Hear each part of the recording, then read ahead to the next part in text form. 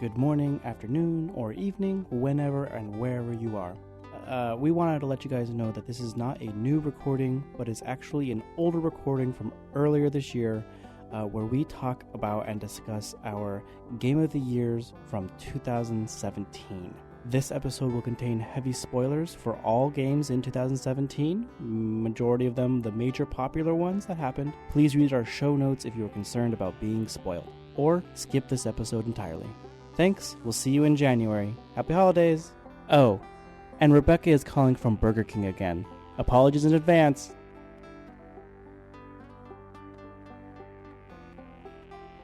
Greetings from 2017. It's actually February of 2018, and we're looking back to the past. That was 2 months ago.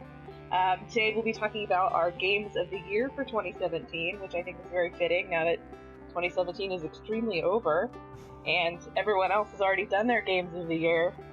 We're so late. We're so late! So we have each picked 5 Games of the Year with no overlap. So this is a greetings from officially sponsored 15 top games of 2017.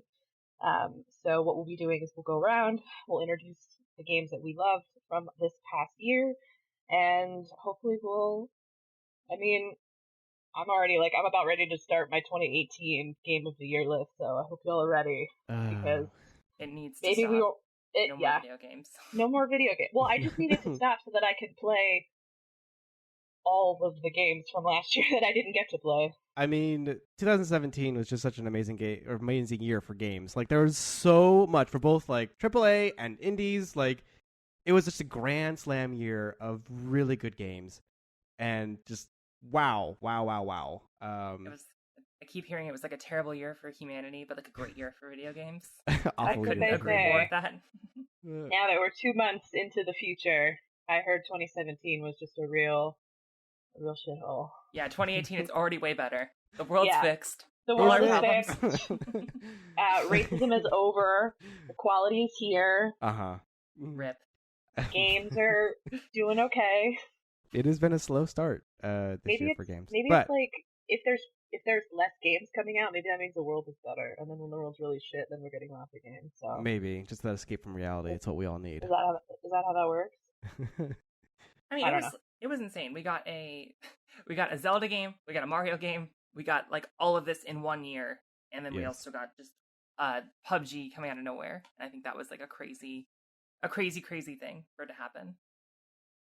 I know. We were blessed by games, blessed by Nintendo. Yes, our Lord and Savior. It was honestly, it truly was like a Nintendo year, which is fine. Like, fine, that's perfectly fine. But like, Nintendo did so well for themselves in 2020 and 2017.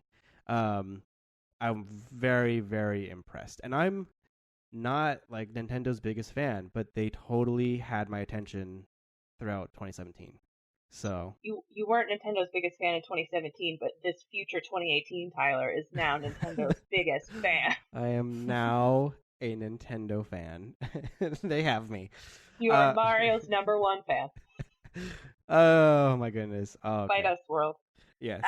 So I'm really excited because I know that we all know what each other's games are, but I don't know what order your games are coming in. So I'm very excited to kind of be a surprise. Hear where some of the games of the year hit in your lists. So I guess we'll start with our number 5 game. We'll count down to our number 1 game. So I will start. My number 5 game is Cuphead, which actually came out. Can you believe it? It came out in September for PC and for Xbox One. It was developed by Studio MDHR, which are these 2 Canadian bros. This was their first game. It's kind of so going in, I thought it was a platformer. It's actually more of a boss rush. The art style draws on sort of like 1930s animations, very Disney, very, some of the propaganda films that were going around at that time. Basically, you play as Cuphead, and Cuphead has a pal whose name is Mugman, and they lose to the devil in some gambling games, which you should never do, kids. Don't gamble, because you'll lose to the devil. And then in order to try to not have to give their souls over to the devil, they have to try to fulfill all of the debts that the devil has like given to these other people, and so those are all of the bosses that you fight. Man, that game is really, really hard too. But I chose it because I feel like, it's not 100% the most original type of game to do like a platformer boss rush, but I feel like the art style, all hand drawn, every single animation was done by hand. It's like just an absolute magnificently beautiful game. The music is so great. It's just like, it has such a presence to it that I wasn't expecting. And I kind of hope that my rose tinted glasses are not so, because of the fact that I, for a long time, thought it was just never going to come out because they showed it at E3 since like 2012 or something. That trailer for the Xbox yes. One. Yeah. I remember everyone I think we actually had been talking about it because I remember seeing that and being like, what is this game? It looks crazy. I think one thing that really surprised me about Cuphead was that they didn't go into the game wanting that art style. Is that it was an after the fact edition once they kind of had their basic idea of like, we're going to make a boss rush style platformer. And I think it's a little, they're not like animators by trade. And I think it's a little, just a genius stroke of luck that this all worked out for them, because it seems like that game was designed around the art style. It just all looks really cohesive. Yeah. Where the other games do not. Absolutely. It sold 2 million copies as of right now. 2 million copies in like less than 6 months. So that is a crazy achievement, and I had to put it on my list because I was just like really impressed by the final product. It is polished. Can't wait to see what that studio comes out with. Did you play any of the co-op? I did not. I don't know if it would be easier because it's really hard solo. Yeah, I've heard. From what I understand, the co-op's been like a really big. Like, it's a lot harder to play that because you're like managing another person, and it's a lot harder the bosses. But from what I understand, it's like a fun co-op experience. I think the way that they designed Cuphead and Mugman are really cohesive. So I feel like it almost sometimes feels like the game was meant to be played that way, just because of the fact that there's so much sort of depth to the two of them. Mugman drinks from his own head, right? I'm not imagining that. I mean, Cuphead drinks from his own head too, kind of. They both have straws coming out. That's funny. I didn't know that. I haven't played the game at all, and they definitely do. It's on my list of games to play in 2018. I think you would like it, Tyler. It's Dark Souls. I think you would like it. I definitely feel like I would too, because it does have that. I really enjoy a challenge. To where it's just like you have to get good, I guess, and play the game. But the art style itself, though, like really is interesting. It's very, that 1930s style, and that's what initially drew me into it. But now that it's out and I've seen a few things, around the internet and whatnot about the bosses and how they can evolve as the boss battle, continues, it seems so unique and interesting. And like, I literally just want to play that game just to see how the art unfolds in front of me as I play. But yeah, it is like super, I can see how it's super insanely difficult and challenging, because there's just so much shit that's like flying around that you wouldn't necessarily know to avoid, or like it just, because everything is just so well drawn, it just like you don't know if it's part of the environment or if it's actually like an object that you're supposed to avoid. So I can totally see how people got or are very like frustrated by this game, and it's something I definitely enjoy about video games, or certain video games. So yeah, I definitely need to get this game and play it as soon as possible. So you would like it. It's punishing, but it's also very rewarding, and I think that it's a really difficult balance to find a lot of the time. But knowing that you like Souls and knowing that you were playing Hollow Knight, like I think you'll really, really like it. Yeah, I saw like I think there's like maybe 2 mini documentaries on Cuphead and like developers, and one is about like the art style and how they created all that. But the one that I was more interested in was about the developers, and like, yeah, there's 2 Canadian bros, never done game development ever in their entire lives, and then there's like, we've always had this like, well, since we were brothers, like kids, we just always had an idea of like, yeah, let's like make a video game together, and like it never came, and like 30 years later, here we are now. We literally like took out loans on our houses to make this game. like this is like a huge risk reward for them. Like I can only imagine what would have happened if this game was not successful. So I'm really happy that everything turned out well for them. It was just that the documentary was just really interesting and eye opening to just how video games are made and how these two kind of got incredibly lucky. Even though, I mean, even if they didn't get an Xbox exclusive, it would have been a still really good game to put out. So I'm glad that they, followed their dreams and was successful. So. So on that note, Tyler, will you tell me about your 5th best game of the year? Yes, coming in at number 5 is coming in hot. What? Coming in hot. Coming in hot. This is my hot take a year later. All right, so Prey is at number 5 for me, which released it May 5th for pretty much every platform, PC, Xbox, PS4. It was developed by Arkane Studio, who you might know are the makers of Dishonored 1 and 2, and my beloved Arx Fatalis back in 2001 or 2, I can't remember exactly. They were also the studio that did Half-Life, or were set up to do Half-Life Return to Ravenholm before Valve canceled it. So very, this is game coming from a very esteemed, relatively new studio, relatively new being like just with Dishonored and everything. That was like their big claim to fame, teaming up with Bethesda. But Prey is basically just this reimagined game. Okay, so first of all, it's a reimagined Prey 2 game from like E3 2011. And they took it somewhere wild and wonderful with it. It's a sci-fi action horror game with a little bit of RPG elements mixed in, or some sim in game mixed into it, because you can kind of pick and choose how you want to play. And there is like a skill tree or two. There's like 3 different skill trees that you can kind of put your level up points into. But I digress. I love Prey. It takes place on a station in space, kind of in the future. I think, I don't remember the year exactly. It's like 2064. And basically it's just an alternate timeline of human history where Ronald Reagan was not assassinated. It's a very interesting take on just how things would have developed. And I don't know, it's got this very nice sci-fi space station horror story going on. Did you guys have a chance to play Prey? So I had a chance to play the demo, and I think that scene where you see the portrait of John F. Kennedy, just kind of like as an older man, and like after you don't really know exactly what's going on, and you enter into that giant atrium area, and you're looking at the history. Oops. Anyway, sorry. Continue.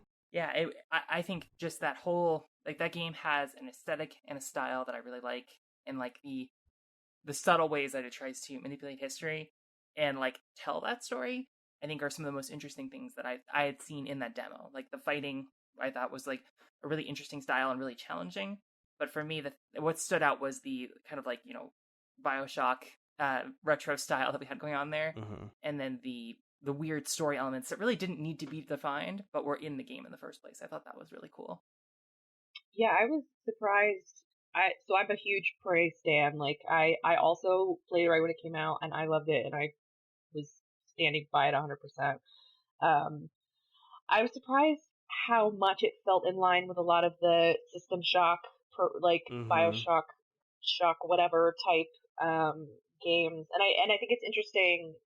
I think it is unfortunate, knowing that I feel like it could have been so much more if it didn't have the Prey name attached to it, because I think people went in expecting something that it wasn't, and failed to see what an incredible game it really is.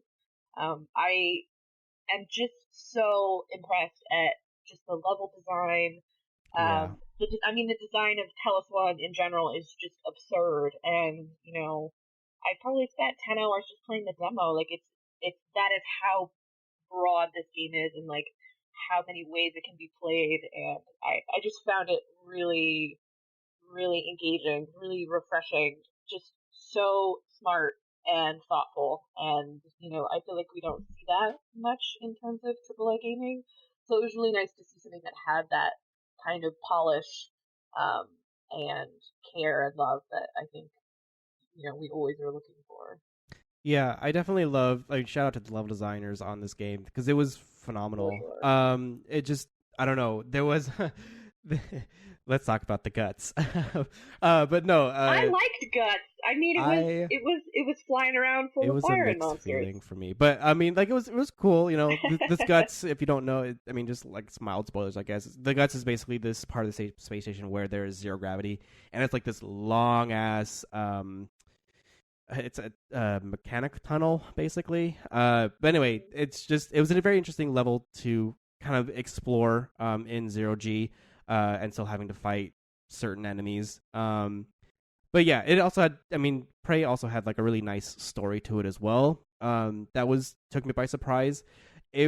For me personally, I actually kind of saw it coming like a mile away, but I still enjoyed it till the very end. There are space lesbians, right? I think that was the big There thing is space lesbians. D&D space lesbians, let's be honest. There can be more space. There's more space lesbians if you play as a female Morgan Yu. Ooh, I didn't. Then there's additional space lesbians. I want to go back and play as a female Morgan. So, anyway, one other thing I wanted to touch on was just the kind of the little gun, the little Nerf gun that you get. I just thought that was a really fun little right. Just to, like, shoot at screens, and then I also really enjoyed just the way they did cutscenes in that game, because I just immediately broke all of them, and I'm like, it's really funny that it let me do this, that I can just break all the screens and not like have any consequences. Right. Yeah, it was a really nice to take on the the guns or weapons in the game, because there wasn't too many guns really. I mean, there was maybe 3, and really the strongest one was I forget what they call it, the stasis, no, plasma, I can't remember, but the goo gun, that's what it was. The goo gun was like pretty powerful, even though it wasn't a weapon that necessarily. The glue cannon. Yeah, the glue cannon was pretty powerful, even though it wasn't like a gun that actually shot people. So it was definitely like my number one choice of weapons. But anyway, so that was Prey. Number 5 is Prey. Super enjoyed that game. Olivia, what was your number 5 game? So my 5th game of 2017 is Splatoon 2, which was released in July for Switch. It was developed by Nintendo, who also did all of Nintendo stuff. And, creators... Who are they? I was just Nintendo. Like, who's that? They know Nintendo. Yeah. But I think for me, I never had a Wii U. This was my first Splatoon game, and I think that definitely flavors my perspective on this, because I know it's almost like an expansion with a new, they bring in a lot of the older elements of Splatoon. But as a first timer who went into Splatoon 2 without really any preconceptions, this game has style. It plays. I had a great time playing this game, and it was a really fun experience of playing it on a mobile platform, especially with my partner, because, we had just moved, we had bought Splatoon 2, and I think just spending a lot of time being like, I'm going to play this game online. It's like a low-stakes stress thing where I can just make my character look as stylish as possible was like a really special experience to me. And they're just gay as hell. All of them are the teens that are in this game and the community that plays it, I feels like was really welcoming. They were a really queer kind of aspect to it. And the new modes they added in, specifically the Grizzco kind of co-op fishery mode, I thought was really fun. And then the single player campaign, I think, was really creative. In terms of the actual some of the issues they have, especially with online play, I think that's a little unforgivable. But you can't always access the co-op modes. There's no real map system. You can't choose a map that you want to play. And then there's also significant issues with every time you launch that game, you have to sit through a 2-minute cutscene. That's ridiculous. Oh no! But they're continuing to add stuff to the game, and I'm hoping that they can kind of work some of that stuff out, because it should be pretty easy to fix, hopefully. And I think everyone should give this game a shot if they have a Switch. Have either of you played it? No, unfortunately. Even though I own a Switch, I have not. So I also have not played Splatoon at all, even though when it was on its Wii, the Wii U. But I've really enjoyed the game because, again, kind of banking off of what Prey was, how it's a first-person shooter, but the mechanics are completely wild and insane, and it's literally a weird, one or versus game where you're just trying to paint the field. I will say that I have enjoyed seeing what's been going on with Splatoon 2. I think the mayo versus ketchup debate was very, very hot.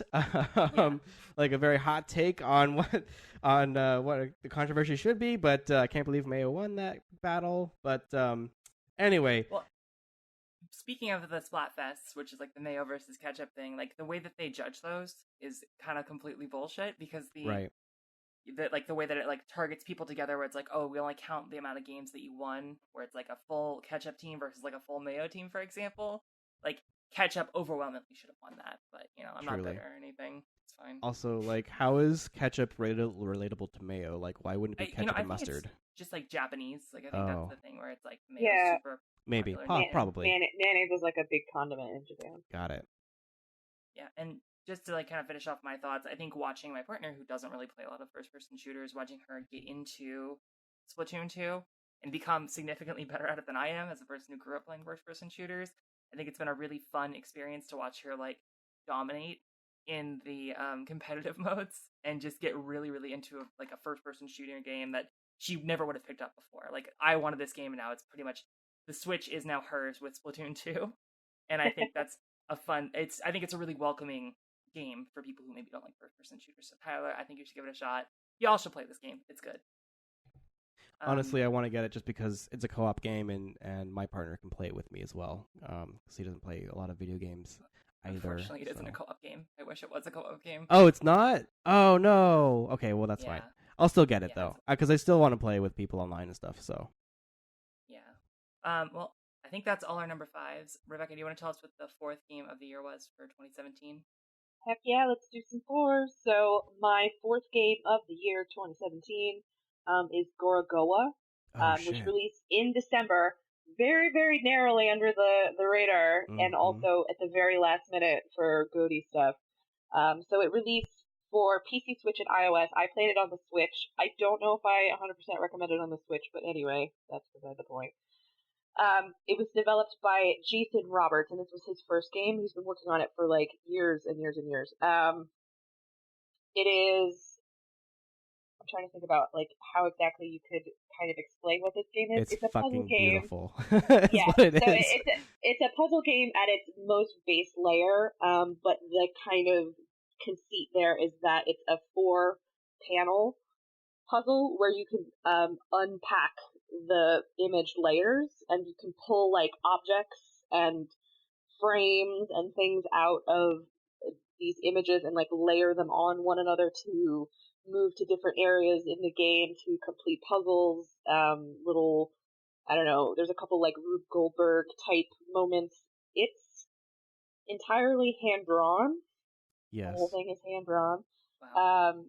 It is pretty insanely beautiful. I remember seeing someone play. So I went to a conference where one of our sessions was just this guy who was playing through the demo, and this was probably in 2012. And he just played through the demo that was online at the time of Gorogoa, and it was like the room was wrapped. It was silent.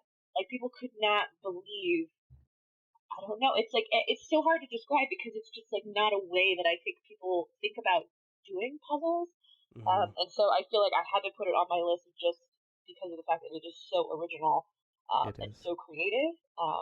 Tyler, I know, did you get to play it? I know you're an artist. I did. You did. And I super appreciate what this game is because it's like harkens back to your childhood puzzle sliding game, like that little 9x9 grid that has a picture on it, and you're trying to swipe and create the picture. But it's so much more than that because it totally you have the entire picture is interactive. Right. It's very difficult to describe because the entire picture is interactive.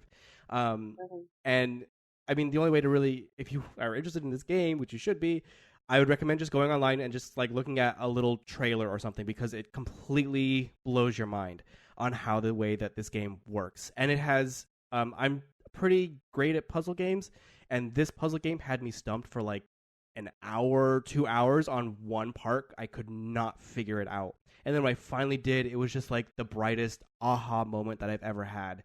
It really, gives you almost that like Portal 2 feeling, or Portal game in general feeling, of just figuring out a puzzle. And I don't know, this game though, as like an artist personally, this game is so freaking gorgeous. And I thought that the developer didn't hand draw these things. Like maybe he did one or two, and then most of it's just 3D. But no, like literally everything in here is hand drawn, and it is so gorgeous. Olivia, have you had any chance to see this game or play with it? I unfortunately haven't. I watched a little bit of a video to it, and I'm like, I need to turn this off immediately because I wanted to experience this firsthand. It looked amazing, though. The parts that I saw looked like a real experience.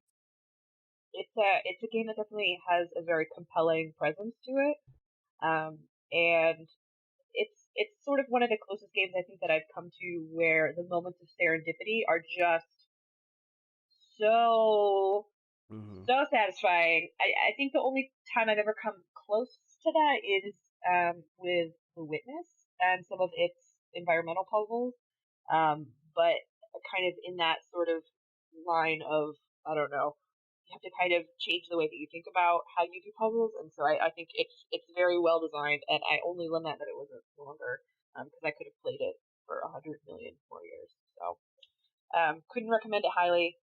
Tyler, tell me about your number 4. My number 4 is Mario Odyssey, which released in October of 2017 for the Switch exclusively. It was, of course, developed by Nintendo, which did all of the other Nintendo things, such as Legend of Zelda, Kirby, Smash Bros. The list goes on. I've never heard of this developer, Nintendo. What other games has Nintendo done? What an indie studio. What a strange indie studio. I can't believe this was their first game ever. I think they're an indie, I'm pretty sure. Oh, yeah. But I haven't played a Mario game since N64. Like, I'm not kidding. Like, I have not played a Mario game since Mario 64. And the Odyssey like truly captures that nostalgic feeling of finding and exploring stars within the game space. It's so beautiful and interactive, and it just like rewards you for exploring. I love the unique mechanics that change depending on Cappy. So the game, if anyone doesn't know, basically it's another Mario game, but the kind of gimmick is that you can throw your hat, or your hat is now Cappy, this character, which is a hat from Hat Town or the Hat Kingdom. Anyway, but if you throw your hat at, I don't know, a fish or a frog, let's say, you then turn into that, you possess that body, that either that frog or that fish or whatever else it is, and you kind of gain their powers. So that, in doing so, changes the mechanics around, and you're able to solve certain puzzles or do certain things that you wouldn't normally be able to do in order to continue either exploring or in certain boss battles. It lets you do different things to them. Anyway, I don't know. The music is so great. Like the environments are so wonderful. It was just a true, for me personally, never having played a Mario game since Mario 64. It truly is just like a harken back to that era of gameplay. Did any of you guys play Mario Odyssey, or what are your thoughts? I 100% in Mario Odyssey, and I think I completely agree that this game is joyous. Like, that's the emotion that I kept feeling as I was playing it. And I never played Mario 64. I didn't have an N64 growing up, and I didn't play Sunshine, and I played like 5 minutes of Galaxy. So this was like my first true like Mario game of like, I'm gonna 100% this. And I think the challenges that it places after you beat the game are like some of the most fun and frustration that I've had with a game all year. Mm-hmm. It really does test you, and I never really got why people liked Mario 64, like why it was such a big speedrunning game and all of that. And I think seeing how the jump mechanics work in this game has actually informed why I should go back and play Mario 64. Like, it made me a better Mario player in general. I feel like actually understanding the like triple jump mechanics and the side jumps and everything, I thought that was a really special feeling of just, hey, these mechanics are like ground into people, and I'm starting to understand why they're so much fun.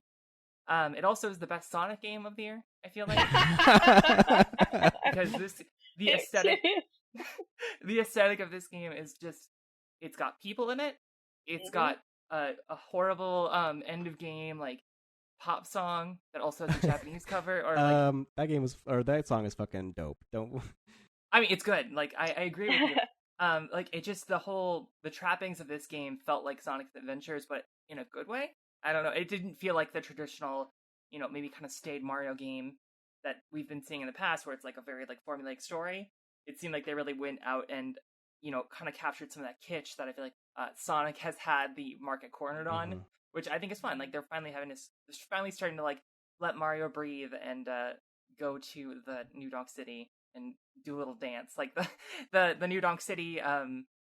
What is it? The little festival that they do where you're playing as Mario, like a Donkey Kong kind of thing. The Donkey Kong climb to the tower or like the building. Yeah. Yeah, it's just like really really fun stuff like that I really enjoyed. And like, Rebecca, have you beat the game? No, I haven't. I think I'm in the Bowser Kingdom right now. I wish I could have spent more time with it, but like I've been spending as much time as I've had with it because it is like what you said, very joyous and something that's kind of been hard to put down. I appreciate to kind of in line with what you said, where my first Mario game was Mario 3D World, for the Wii U, and that it was fun. Like Cat Mario is like okay, but I feel like I don't know. I appreciate that this one embraced its weirdness and just like totally unironically went with the fact that like yeah, that thing has a mustache on it. You're possessing whatever. Like totally, Yeah. of course you're doing that. God. Whatever, the man. Tower of Goombas. Like there's so much good stuff in this game. Oh, the Goomba Tower. Right. I feel bad for the girl Goomba with the hat that you keep like fake romancing. She only loves tall men. I don't know what to tell you. She's horny as hell. Well, is that her Tinder bio? It's just like She is needs 10 Goomba stack only. If you aren't 10 Goombas, don't reply. Yeah. No trifling Goombas. Yeah. And like the game looks really amazing as well. Like the Bowser Kingdom is like a really just cool scene and Yeah, I would have to say the level design in this game, it's very platformy, of course, because that's Mario, but it everywhere felt kind of comfy in a way. Oh yeah. And then like when you reach Bowser's Kingdom, it's all suddenly the environment's very hostile towards you, and like it's a really nice feeling that you get from the environment. But anyway. Brutals though. What if they have some like half-rate rabbits? True. Like what the f is that? That about? is, yeah, that's probably my only like negative thing that I have to say about it is like why the here's some rabbit people. fuck is that in here? Yeah, I know. But I mean, their battles are interesting. I feel like their battles you can really tell like this is a game that is targeted towards younger kids still, but the ending though, the very ending, you do find out like Nintendo thought of their older generation players because it does get challenging. But anyway, I digress. Olivia, what was your number 4? So, controversial pick. I realized that nearly all of my games are multiplayer, and that wasn't an intentional pick. But my fourth game of 2017 is a little bit of a hybrid. It's Hearthstone. Specifically, the single-player expansions for Hearthstone Knights of the Frozen Throne and Kobolds and Catacombs, which were released in August and December, respectively. It was created by Blizzard, creators of World of Warcraft, Diablo, all of that jazz. I think I've had an off-again, on-again relationship with Hearthstone. Like the microtransactions and the way that you actually attain cards and can play competitively, it really does rub you the wrong way. But with these two campaigns in particular, specifically with like Kobolds and Catacombs, it gives you an opportunity to play that game and learn some of the basics or some of the more advanced tactics even, because you're basically drawing a pack of cards every time you beat a boss. You're building a deck as you go and you're fighting bosses throughout it. So it's like, oh, I'm going to start with 16 cards, beat this basic boss, pick another 1 or 2 cards, and you're basically building a deck as you go. And I feel like that's a lot less stressful than the whole, deck building. Oh, I got to think of a whole strategy, pick a hero. With this, it's just like a little bit of an intro to a draft system. Mm-hmm. And then Knights of the Frozen Throne, I just threw myself at that over and over again. And I still haven't beat the Lich King. And I've been trying to go completely free to play, not actually put money into the game at all.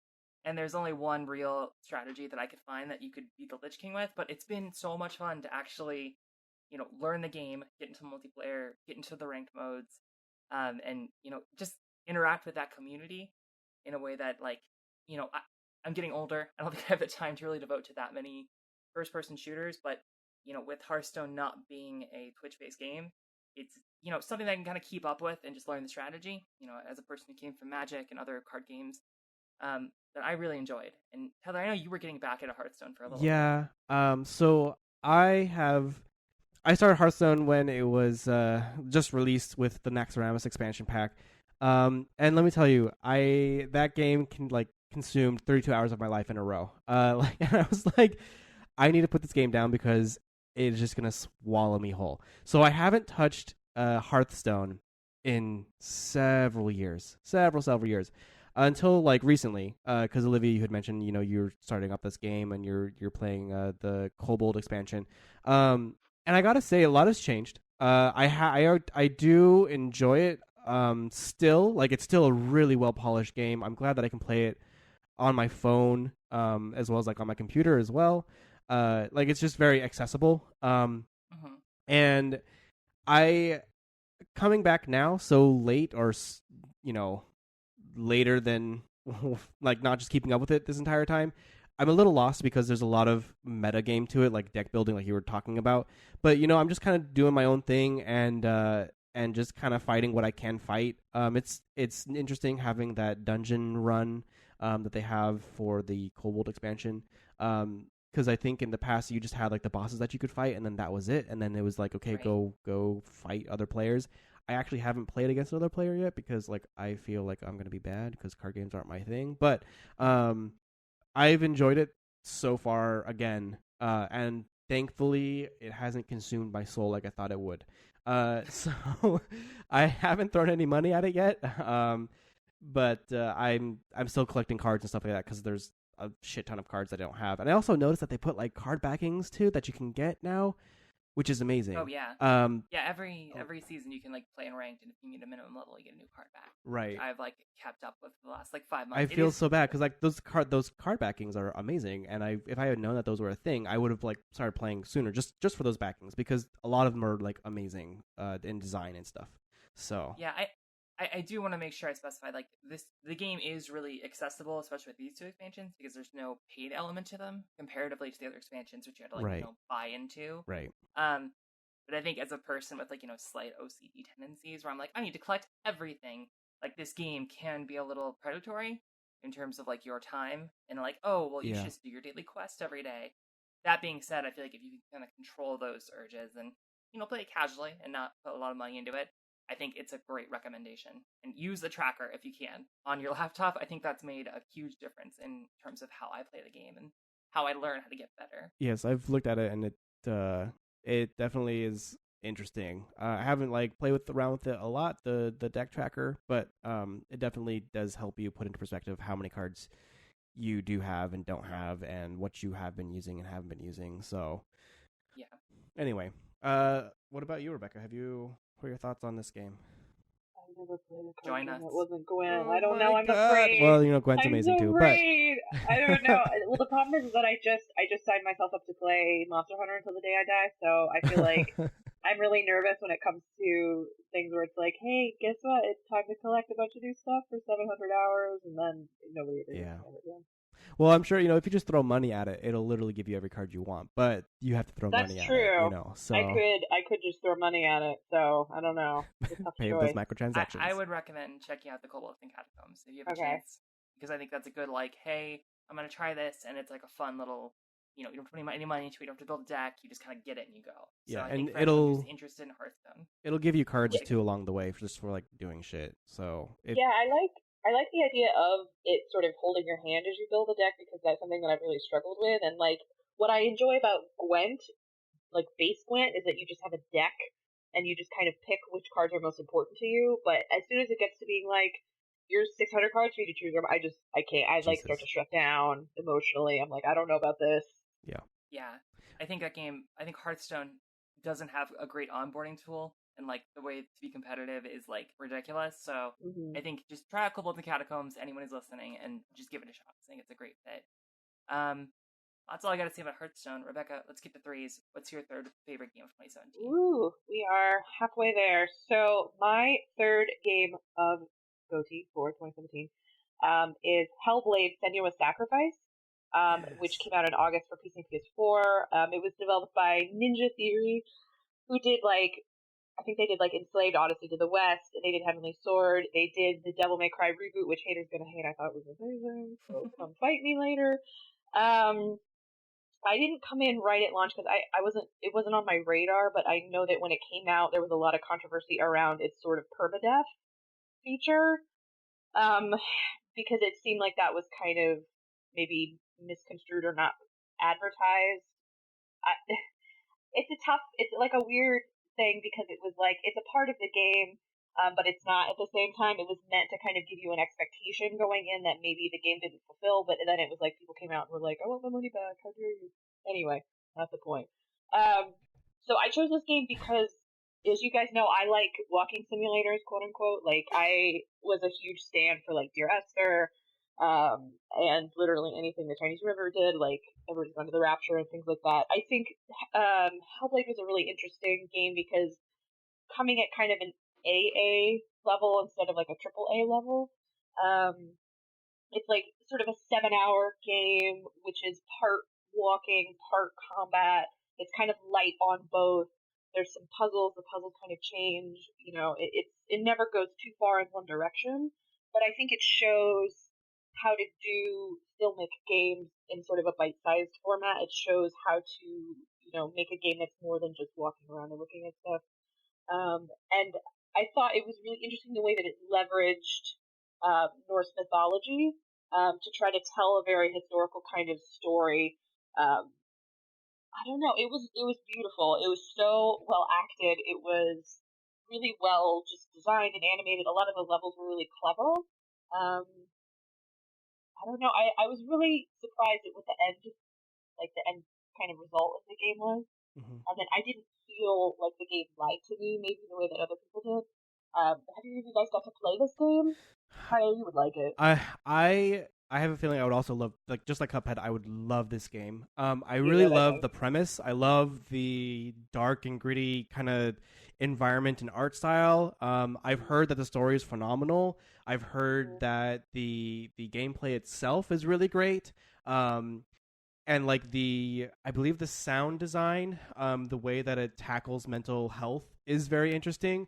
So I really want to. Your voices are always talking to you, right? And I really want to experience that because it seems like a very unique experience. It's just unfortunately, I didn't have that much time in 2017 to play this game. So it's definitely on my books for 2018 to play. But yeah, everything that I've heard about it, I haven't disliked it. So I'm assuming if I had played this would also be like on my list of games of 2017. But that being said, I haven't played it, so I can't say too much about it. So Rebecca, I would be interested to hear, how does the combat work in this game? So the combat is kind of simplistic. It's basically a series of kind of timed movements. You have like an attack and then like a fast attack and a slow attack. And a block, and like a roll. So that's basically it. So a lot of it is kind of these very choreographed fights where, an enemy will sort of show up and then they can show you like when they're going to do a move and you can block it, and it teaches you to kind of fall into this dance pattern. And so you kind of run into enemies in sort of segments from time to time. So you'll go like a strip of walking, some puzzles, and then like the enemies will come in, and then there are bosses in each of these kind of main level segments, in sort of Senua's journey to hell. And then she's always flanked, of course, by the voices in her head, basically, that are always kind of second guessing her. And she's constantly sort of followed by these visions of this man who's kind of explaining like what is happening and what she needs to do, and it's cool. interesting. It's very interesting. Like it's not complex combat, but if you don't learn the rhythm, it can be very hard.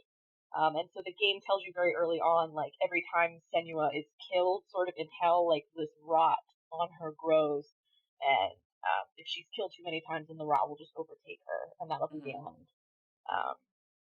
So it's interesting. It's kind of high stakes, but at the same time, it's very rhythmic. It's very fun to get into, and then you'll have enemies that are slow or fast, and some of the bosses will be really electric, and some will be more like heavy weapon, like axe wielding kinds of things. So there's a lot of variety in it for being such a kind of small game. And it looks. I have limited experience with it, but from what I've seen, it looks beautiful in terms of like the actual characters and like I'm not sure about her name, but the main character and like her facial animations and all that. It looked really, really cool from what I seen. Yeah. Is that true? Yeah, it's very high polished quality, like movie, the game. So I don't know. I would definitely love to play it. So yeah, what's interesting about it too is that the actress for Senua is like their video editor at Ninja Theory. Oh, shit, really? She was there. The story was that she was the stand-in for Senua when they were first doing mocap, and then she ended up just staying in that role. So the actress that played her, Melinda Jurgens, she is their video editor, and she's also the face and the voice and the mocap for Senua. She won an award for that. It was really amazing. Congratulations to her. Right, Tyler. Oh, number 3. My number 3 game. So my my third game of the GOTY list is What Remains of Edith Finch. Yes. This game, no, it's okay. It was released April of last year for PC, Xbox, PlayStation 4. It was developed by Giant Sparrow. They are the guys who also did the unfinished Swan. This game is so good. It has excellent and innovative way to tell stories, especially around the topic of life and death. This game dug its teeth into me so many times. You're basically, just to set up the premise, you're playing as Edith, who is this young girl, like maybe, I think she's 17, 18. And she's just going back home to visit her childhood house, where her family lived. And then you just basically explore Edith, this house that she lived in, and her family's history. And the way that the game sets narratives up and the whole story is amazing. I've never played a game where it literally lets you play like the narrative part of the story. It'll tell you a story, but you're also playing a game. I don't know. This game is amazing, and it'd be higher on my list if it just wasn't for like personal preferences. But like, this game is, I can't say anymore. Like, this game is amazing. Rebecca, I think you've played this game as well. What were your thoughts? I did.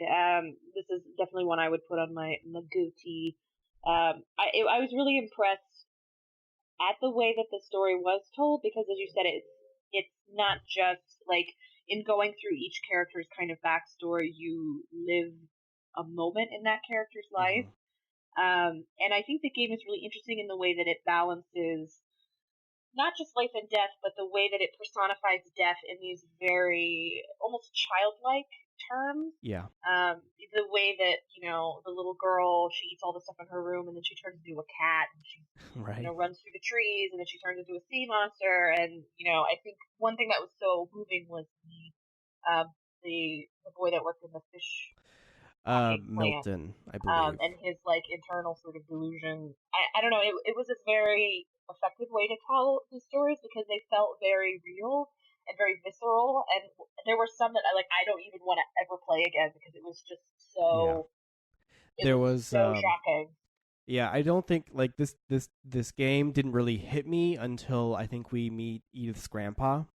And play his story. And like, that's when I was like, holy shit, this game is real. And then from there, it's literally just like an emotional roller coaster, highs and lows. And I'm glad it ended the way it did. It was very beautiful. But it just really makes you think about a lot of things. Like, I don't want to spoil the story, but like, it's Grandma did it.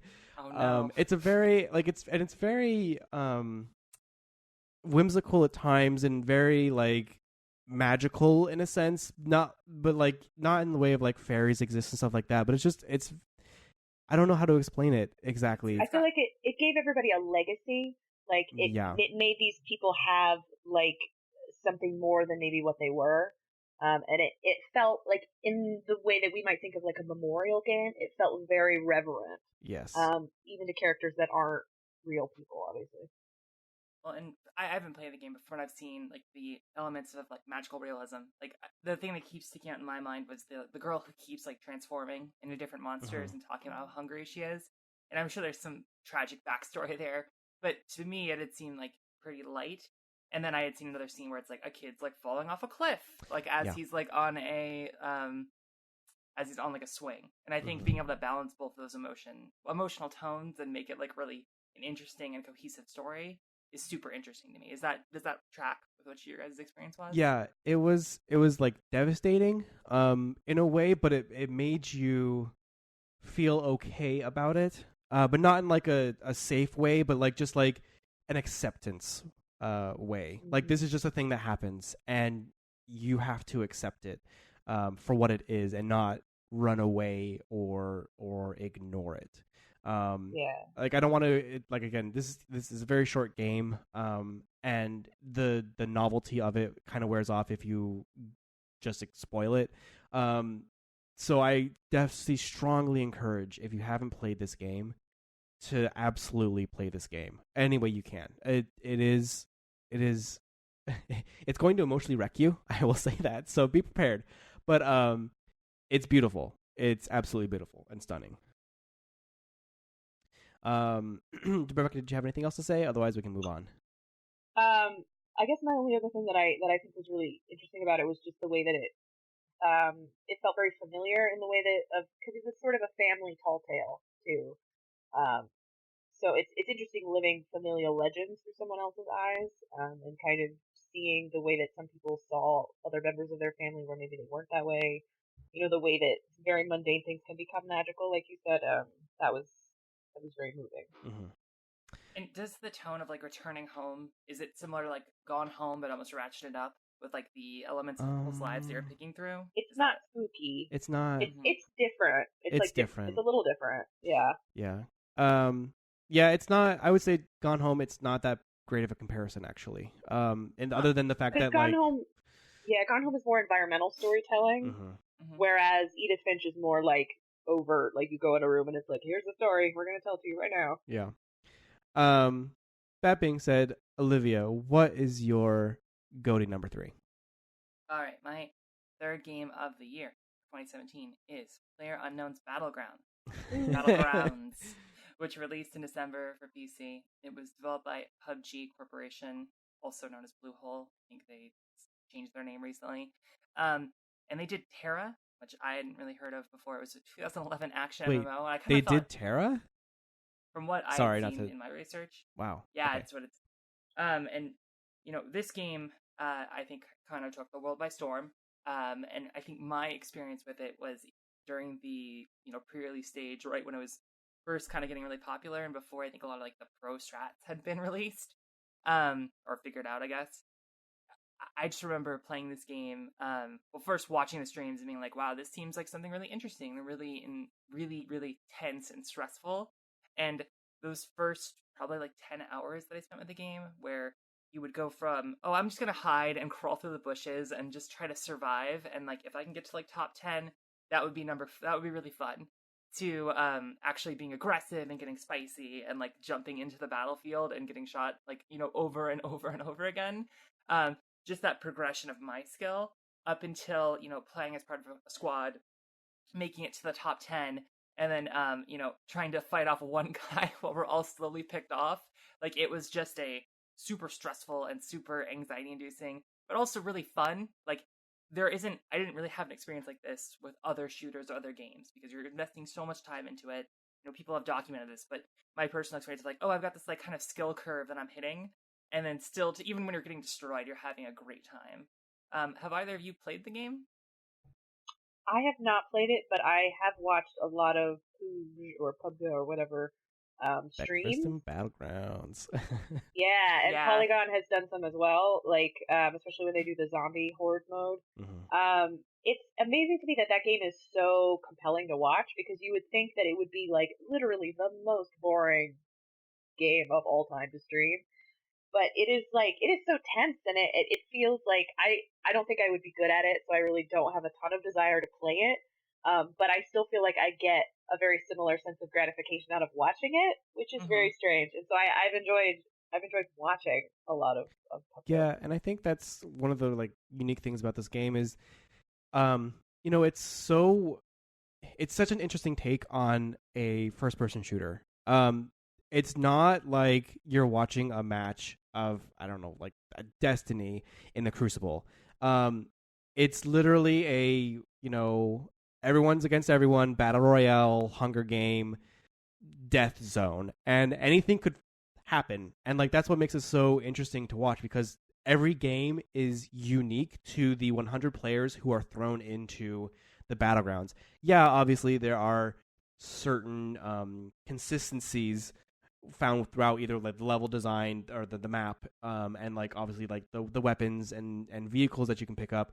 But for the most part, the way that everyone interacts is each game is individually completely like separate and a singular experience for those people together. And it's just so interesting to see everyone. Like I haven't played this game, but I like hats off to the devs. Like they did a great job with this game. So Yeah, it just seems like something that shouldn't work. Like to have 100 people in this large of a space, and like I know that during my time playing it, it didn't always work, and like there are still huge issues with like hackers and maybe some of the design that needs to get kind of ratcheted up, but um just that like kind of magical possibility space where it's like, oh, this could be the game where I can like drive a motorcycle over a person and then jump out and throw a grenade in their face. Or it could be the game where I'm going to steal a boat and just try to drive it up on land and hide until I can get a good sniping position. Like the amount of options that you have available to you was like a really fun experience, even though I don't, I never took the time to learn all of the pro level strats, like taking your shoes off to identify team members. I think even with my limited understanding of how the game worked at a higher level, like I still felt like I had a bunch of options at my command. Rebecca, what were you gonna say? Oh, I love that it's just like it's so fucking janky. Like it reminds me so much of Gary's mod. Yeah. In the sense that it just is like it's this big world, but it's just like not very well. Like it's just kind of ugly. And these houses are just kind of prefabby looking things. And it's funny to me how games from that kind of vein or style of games can end up being so hugely compelling and so encompassing to people. So yeah, I know they're working on improving it and adding maps and mist and day night and rain and whatever, but it's still like there's still something so inherently janky at the heart of it that I just think is amazing. Yeah.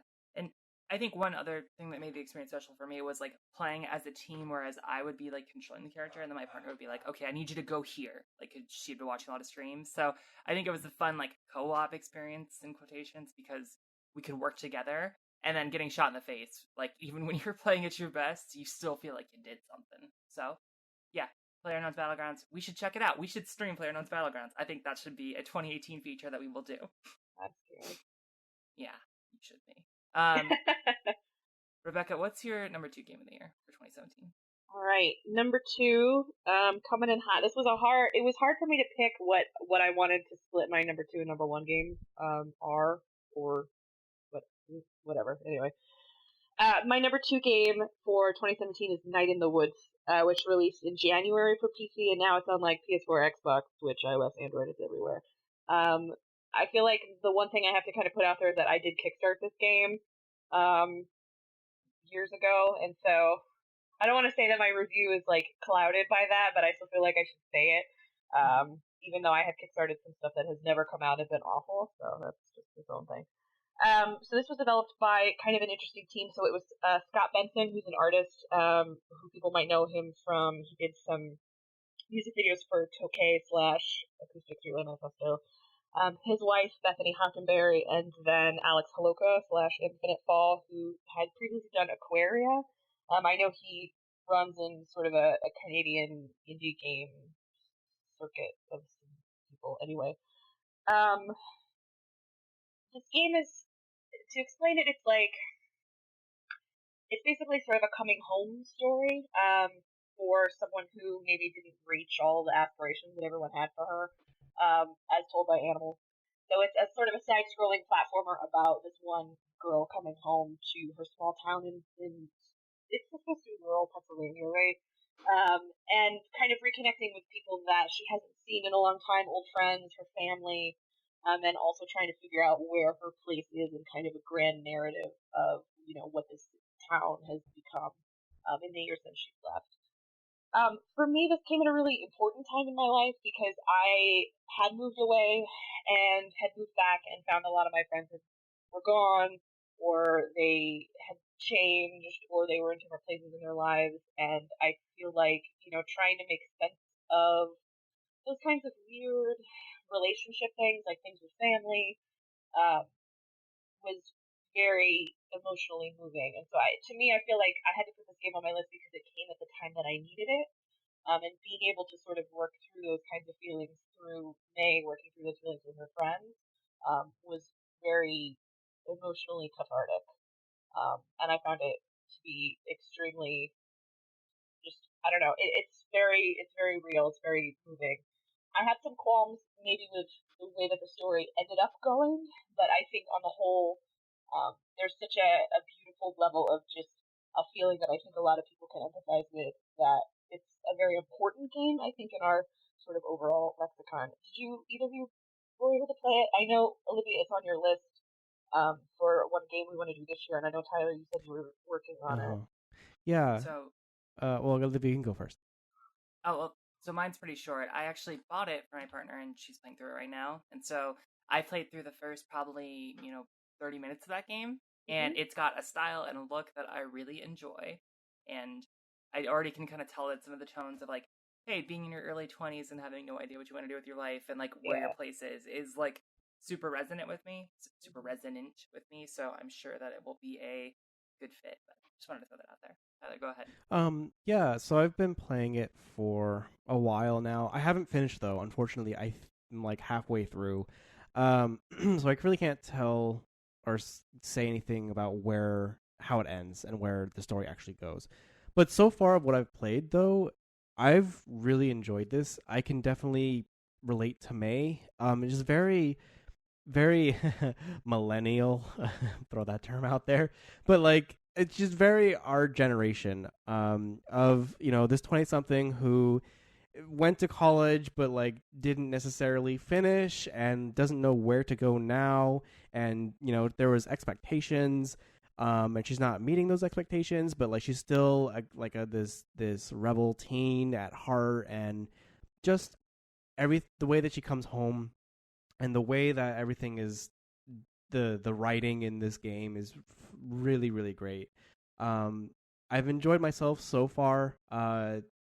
There's a few things though that either I'm just not getting like the way that the game's supposed to play, or I feel like I'm missing out on a few things because I keep picking Greg to go do things with and not just another character called Bay. And I don't know, like I keep going on these adventures with some people but not other characters, and I feel like I'm missing out on that because the game doesn't necessarily like pedal back and you're not able to go do the certain event with the character. It's kind of pick or choose that way. But I mean, so far, like I've really enjoyed this game. Hopefully I'll finish it sometime. So It's I think it's interesting because I think it does kind of require you to play it a couple of times, because I know that after I played it through the first time, May has a journal that she fills up with kind of doodles and scribbles and things based on the interaction she has, and I figured out that there was a lot that I didn't do because I just didn't even know it was there, and I didn't realize it was stuff that I could have been doing. And I spent most of my time with B over Greg, and so I really am excited to go back, especially now that the Weird Autumn edition has come out, which has all the extra content, and it has the extra like interlude type games that go with it, like Lost Constellation. It's like you said, it's very much a game for people in their 20s, but I feel like there is definitely a majesty to it because I feel like these moments, it celebrates moments. It dwells a lot on, staying in the present. And I felt like May's friends were my friends, and her family was my family. And it was very, and like, for something told by a cat and like her fox friend and, an alligator, like, it's really amazing that it was able to kind of transcend itself in that way and tell a story that was so much bigger than I think what it even was about. And so I think it is a real masterpiece, and I am just so proud of it, and I'm so proud of the developing, team behind it, and I hope that they can go on to do even more amazing things. Yeah, so, definitely. I love it. Definitely. I wanted to ask because I played a little bit of Longest Night, and there is, and I don't want to spoil anything, but there is like a supernatural element in this game, from what I understand. Yeah. Is that handled like appropriately in your opinion? I would say that it is to a point. I have kind of an issue with the way that it ended up going at the end. It was kind of a little hiccup for me, but I feel like if you kind of look at it from a big picture of, it's very much a story about May kind of fighting against her own demons, like how somebody would kind of handle depression and a lot of anxiety and self-doubt. I think from that kind of a lens, it makes a little bit more sense. And yeah, how effective it is, I don't know. I didn't quite buy into it right at the end, but the journey I think was really, really polished. And I did want to say as well, I heard about like there's a mirror scene where May is talking to herself. Yes. Yeah. And that after hearing that, I was like, I need to play this game based on how, just as a person who's like, hey, I felt this way before, I can really identify with this. I think that's and that was that kind of moment in the game is where it kind of hit me, where like I really enjoyed it and was like, wow, this is very real. And I mean, the game presents itself as like this lighthearted, fun time in autumn, and then it actually has a lot of these very serious undertones. And I feel like I've just kind of scratched, playing halfway through, I've kind of just scratched a little bit at what the game is really going to be about. But I can definitely tell that there's something a lot deeper behind just the cutesy art style of the game. So.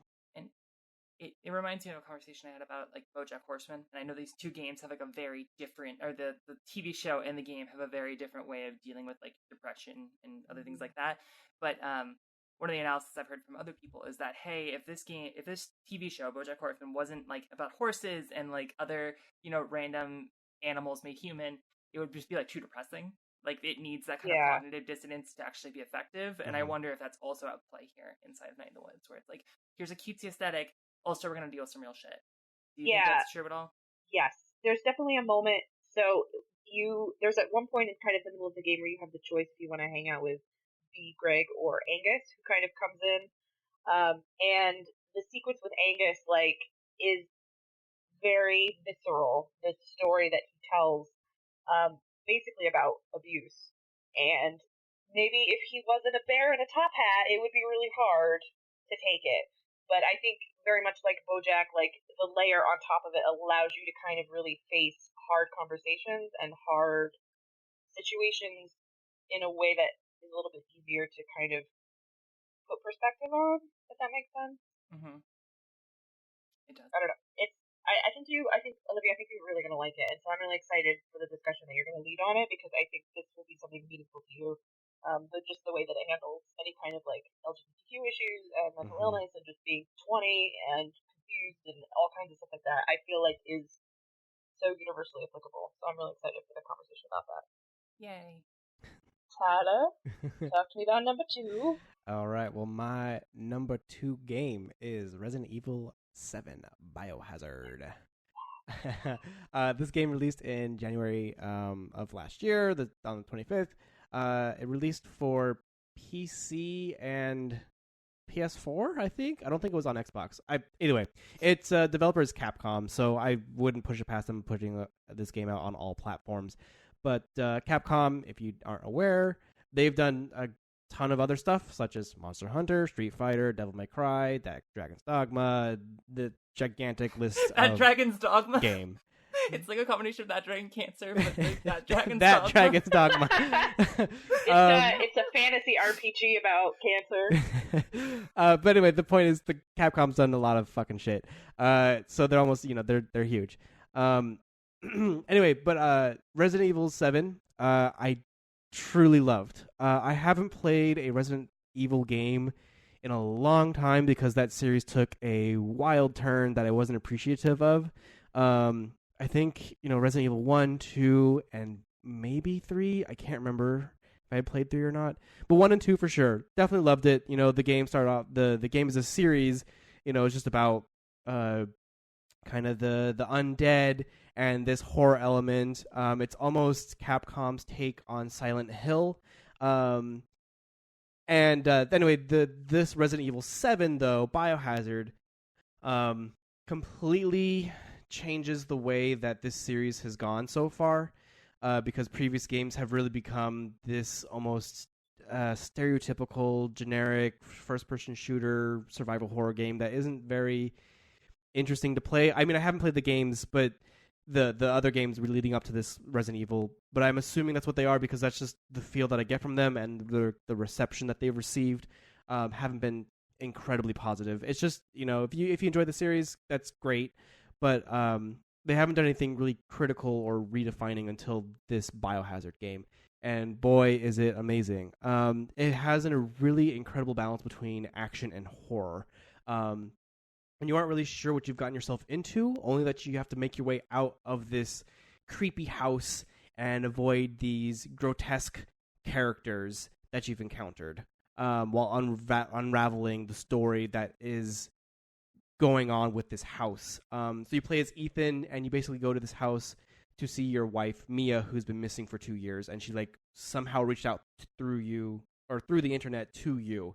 And so you're kind of going to this house to find your wife. And it's just a really nice game for what it has become. Have any of you guys played this game, or have you seen anything? So I did not play it, but I was obsessed with this game when it came out, and I have watched 50 bazillion playthroughs of it because I just thought it was super compelling. And this is what I thought Outlast 2 was going to be. Resident Evil 7 was actually a better Outlast 2 than Outlast 2 was. I didn't play Outlast 2, but I did love the first one. You didn't miss anything. I didn't think it. I played the demo. You really didn't. And I was like, I'm sure it's just the same fucking shit. And so I was like, I'll pass. It was bad. Anyway, yeah, wow, this game is really scary. I mean, it did kind of go off the rails at one point, which in a weird way. But man, it is such a cleverly scary designed game. I think it was really unexpected in ways that I wasn't. If this did not have the Resident Evil sort of thing slapped over it, I would have never thought of it as a Resident Evil game. Right. Right. And so I think seeing the series break the mold in that way was awesome. It was so scary. Oh my god, it was terrifying. So I hate horror games, and not by hate, I mean I can't handle them, and I just get freaked out and have nightmares for weeks. But I did play the demo of this game, and I watched the ADGQ stream of it. And my limited experience, well, just to go back, Resident Evil 4 is one of my favorite games of all time, and I think that's because I felt like I had some, it's scary, I could fight back, and this game seems like it takes all of that away from you. Yep, in terms of you're going to just die over and over again, and good luck getting through it. And I think that's really cool that it just lets you kind of exist in this horrible world, where you just have a tiny knife or a gun that can't really do much, and you just have to fight these horrible monsters. So I think that's cool. It made you super powerless, especially compared to Resident Evil 6, which was hey, you're a Resident Evil 5 and 6, where it's you're just gonna have super guns and shoot people in the face and be an action hero, Chris Redfield style. Yeah, that's what I enjoyed about this game is that I kind of touched on, it does take the power away from you. I didn't actually die that much though in this game. I mean, I died, but this game, either I'm just a really good player, or I just love horror games so much that it just doesn't faze me. I didn't die as much as maybe other people might have done so, but it definitely takes the power away from you, and you have to be selective of your ammo and what you do. I can't tell you how many times so the shotgun in this game is pretty much your only real weapon that you can use, or it's just amazing. It can pretty much kill everything one shot as long as you aim and hit it. But I can't tell you how many times I actually just used a knife instead, or something else instead to either combat an enemy, or if I had to use a knife because I didn't have the ammunition for my shotgun, or I wanted to save my ammunition for a boss battle later on, which this game doesn't have too many bosses to begin with. I mean, it does. The bosses are the family members of the house, which I think there are there's like 3 or 4. But either way, like it doesn't really focus on the combat. If anything, it kind of wants you to not engage in combat and find different ways to solve a solution. But the level design is amazing. The house, the environmental setting of this game is pretty great, and then it just gets really creepy and weird. Because it kind of starts off as like a Texas Chainsaw slasher style, and then it totally turns into the Resident Evil that you know and love. But in a classy way, not in like a kitsch way. And I don't know, this game just it broke so many grounds with this game, and so I'm really I hope other horror games in the future kind of take a page from this game's book, and we'll see how future horror games kind of look after this has come out now. So Tyler, I'm interested to hear from you. Playing through the demo, there was like some fun little Easter eggs that you could find where it's like, oh, weird ghost lady kind of like showing up, and she like shows up on like it's like PT inspired stuff, and then the puzzles were fun as well. And I was wondering, does this game ever justify the puzzles and like why you're kind of doing these things? And were they fun / logic based? Like, did they make sense and were they fun to complete? So I also played the demo, so I know exactly what you're talking about. So there is no, in the demo, you find this like mannequin's finger, like a lady finger. There's no answer to this at all. And I mean, okay, so I haven't played the DLC, so it's possible that the answers to those things are in the DLC. I highly doubt it. It does answer a few questions from the demo in the story, or maybe the things in the demo are kind of a throwback, or anyway, like the lady's finger, it could be a reference to in the main game, there are certain body parts that you have to find, and so it kind of could have been like a thing in that sense. Actually, and now that I think about it, the mannequin's finger might be kind of a foreshadow of one of the characters. It's the son. I can't remember his name now. It eludes me. But his whole like encounter is basically this jigsaw. Yeah, it's a saw murder house. You have to escape solving this puzzle, and it could have been something like that. But for the most part, the demo was a demo itself, and it wasn't necessarily a foreshadowing of anything, right? For the most part. In the game, I had seen some stuff where it's like, oh, manipulate this kind of like shadow-based element, and like find these like weird key pieces. And I'm just wondering, like, did you find those elements fun? Like, were those puzzles like interesting? It was throwback just to old Resident Evil. It was interesting because it was a different puzzle aspect to the game. I would say it's more that the puzzle shadow is more of a tool or technique of creating stress and anxiety, because sometimes you have to solve these puzzles while someone's hunting you, and it's right. It's very stressful. So for the most part, though, I mean, like I enjoyed it because it was really unique. Because you're like, if anyone doesn't understand this, or just real quickly, I'll explain. You find like a certain like metal molding of nothing, and then you have this pedestal, you put it on, and there's a picture, and there's a projector projecting light on through the metal mesh and onto the picture, and you're supposed to rotate that metal mold into a certain shape, like a spider, which then imprints onto the picture, which then the picture like opens up and reveals a secret passage or something like that. Anyway, Resident Evil stuff. Right, it's Resident Evil stuff. I enjoyed it. I didn't feel like it was like misplaced or like this is stupid. Why am I doing this? Why is this here? It felt very in line with what the game and the series is. So, but anyway, and also the DLC, there's like a weird like puzzle room kind of thing that I thought was really neat. I just wanted to make sure I got a call out because I thought that was a super neat idea. Yes, to, like repurpose your assets in that way. Right. So if you are a horror fan or you kind of want to look at something different, video game wise, I definitely recommend Resident Evil 7, because it will take you by surprise. Um, Olivia, what's your number 2? So my number 2 game for 2017 is controversial. It is Destiny 2, which was Oh my released in goodness. September. Yeah, for all platforms. PC, PS4, and Xbox. It was created by Bungie, the creators of Destiny 1 and Halo, like the first few Halo games. And, Destiny 2's got some problems. Especially in comparison to like what the previous game was, and like they do a lot of streamlining in this game, which I enjoy. I think that there's a story in it that actually makes sense. Like there is a campaign that you can play through.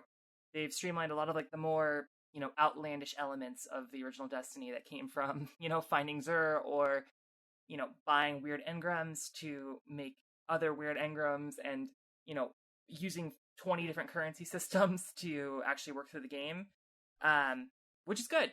I think that I really enjoy that. I spent about 70 hours with the game just in that kind of base state, and then kind of fell off. They've been making, a lot of improvements recently, or they've been adding more stuff back in from the original Destiny, which is great to hear. It should have been in the game in the first place, I think the thing that pushed me over the edge with this game was going through the raid, which I didn't get a chance to do the raids in the original Destiny, as much as I liked it. And in that raid, it was like a 7-hour experience it was me, another person who never done the raid, and then like a 4-person pickup game, or pickup group, I guess. And so we had to, learn the basics of the raid, which involved like going through this weird dog-infested forest, and like knowing the specific pattern of like where the dogs are going, where you should position yourself, how you unlock these keys, which was like a whole level of complexity more than I'd ever experienced in, a Destiny game. Like I've never raided in WoW before, so I don't know how that compares, but I would imagine it's similar. Followed by a old Ninja Ultimate Warrior mode where you're jumping through hoops and like trying to run this thing through on a time limit, and if you screw up, it's like, okay, you just got to go for it and make it through. And it was super stressful, intense, and you have real people depending on you, which was kind of a fun feeling to have. Followed by a mode where you have to create your own system to manage all these ads as they're getting like popped into they're like as they're spawning. You're jumping along platforms. Like it's combining all of the best parts of Destiny 2, and you have to develop these kind of player-run systems. And I was doing this after the fact, where like these systems are defined, and here's how you do this. And it was the level of teamwork and coordination involved in making that happen was like truly magical. Like I think that getting to work with other people, and even in the smaller version of like the Nightfalls, where it's like, hey, we're gonna do a pickup group. You just need to get one extra person and try to run through this, and you're fighting for it. And it's like, oh, I just like spent 30 hours for a run that failed, but I still had a great time doing it. And I don't think a lot of games give you that opportunity in a co-op setting besides like a WoW or an MMO. Like I think as like a little mini MMO, that's on consoles, it's like a pretty magical experience to go through these things. And the community is what it is, but in my experience, I always had great people who were with me and like helping me. And I think, I wish those tools were in the game. You didn't have to organize outside the fact, but I'd recommend it if you can get a group of people together and you're interested in these kinds of experiences. It's worth it. Have either of you played Destiny 2 at all, or seen anything about it? I played the first Destiny. I haven't seen anything about Destiny 2, but I know I have a couple friends that are really into it. I started playing Destiny 1 when it first came out, and I was playing it solo, and I just got bored. Like, I think I got to the moon, and then I was like, why am I still playing this? Which is unfortunate because I thought it was really slick and stylish as hell, and the combat was punchy and fun, but it just felt very repetitive, and so it's good to hear, that they've kind of iterated on themselves, and that the final product of Destiny 1, which I think a lot of people really liked, has been able to inform sort of a baseline for Destiny 2. I feel like I didn't really understand Destiny until I started playing Monster Hunter, which is weird because they are not the same, but there's kind of a sameness in kind of taking on these big missions with other players, even though it doesn't have the same kind of hub world, which is unfortunate. So there's no like dancing and showing off your loot and stuff, which I think is something about Destiny I really liked, the kind of overarching social component. But I can see now, being on the other side of Monster Hunter, what was compelling about Destiny to people. And so I think I think it's definitely. I don't know if I don't think it's a controversial pick. I think it's definitely something that's really special to a lot of people. So I could see why you chose it. Yeah, and just to address that, I think a lot of people who played Destiny 1 and like have now fallen off the game, and also there's the issues with like the microtransactions, with the way that shaders are handled, with the way that first expansion with like I know a lot of people are really unhappy with Destiny 2, and I haven't returned that much since I've done that raid. But I feel like the amount of time that I put into that game more than justified its place as like the number 2 spot. Like I was really looking forward to this game after playing a lot of Destiny 1 after taking King. So I missed a lot of the original, super boring aspects of that game, which I think I was blessed because I probably would have fallen off it even earlier. And I agree with you in terms of like the combat. Like I didn't even touch on that. How great this game feels when you're fighting. Like it's the parts of Halo that I really enjoy, combined with some extra elements that give you a reason to come back. And Tyler, I know you played a little bit of Destiny 1. Yeah. Did you?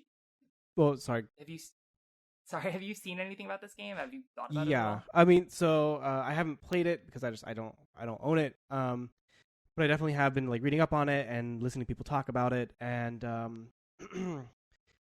so I have played Destiny 1. And I played when it first launched, and it was great. I did everything, and then you hit that wall, and it was just like there was nothing else to do. So I left, and then I didn't return until they had like last year, I think, when they released all of their content like for $20 or something like that. And I played through like the Taken King and the Wolf's Den. Yeah, I was trying to remember what that one was called. It's the Iron Lords one. Yeah. We'll figure it out. Rise of Iron. Yeah, there you go. Anyway, so I played through that, and it definitely got better. And maybe either that was because there was more content for me to kind of burn through, or it was just like Bungie got their crap together and like figured stuff out. But that was nice. Obviously, like I'm not playing Destiny 1 anymore because Destiny 2's out. But I've heard essentially there was the controversy with like the shader issues, the transactions going on, and then just in general like Bungie still doesn't have it together, which is really strange. Like my only complaint or concern with Destiny 2 is the way that Bungie has managed their second game. Because you figure after their first game, they would have things figured out, and they are literally repeating, at least from what I've heard, from what people have said, they've literally just repeated their mistakes from game 1. And it's like, well, how do you not think of these things? I guess they've run out of content again, and like that's an issue, and so they're like trying to figure things out, and then I don't know. It's just like how can you not think of these things? I think I don't know if it's fair to say that they're repeating their mistakes. I definitely think that there is a lot of stuff that they're really poor with messaging and how they're going to like address issues and like don't respond to complaints until they've become like an outcry from the community. And I think that's definitely something that they've gotten a little bit better on in terms of like they've released a timeline of what they're going to fix, but it still doesn't excuse them from, having stuff like strike scoring in the original Destiny, people loving that feature, and then not bringing that back. Right. It's just major oversights that, they made changes to the Crucible where it was like a 6-on-6 kind of mode for a lot of those games, and now it's a 4-on-4. You can't pick a playlist, which I understand why they would have hoppers that are just like, hey, here's one game mode you can play as, go for it. But the people who really care about Destiny and, this is their one game they're going to play all year, I could see how they're very frustrated by this game. And I hope that, as they're adding more features in, I know that like they're doing the same exact kind of piecemealing of content where it's like, okay, here's one expansion, a smaller expansion, a second smaller expansion, then another like Taken King style expansion. And I think it's frustrating to me that it's like, oh, we're basically replacing a subscription fee with like something that if you averaged out the prices, it would be like a subscription fee. So that is a little annoying, but I know people gotta get paid. So yeah, I understand. I'm sure it's tough. I mean, we don't know what the devs are doing or anything. We don't know what's going on inside. So it's as an outsider, it's interesting to think about what is or isn't going on, and you can always just make assumptions. So right. Well, I hope it gets better. I hope that Destiny 2 is a game that we can all enjoy. Yeah. Like Monster Hunter, that everyone seems to be going crazy about, and I feel like that's going to be my catnip moving forward. Yeah. I'm probably not going to get to Monster Hunter till like 2019, probably. Right, seriously.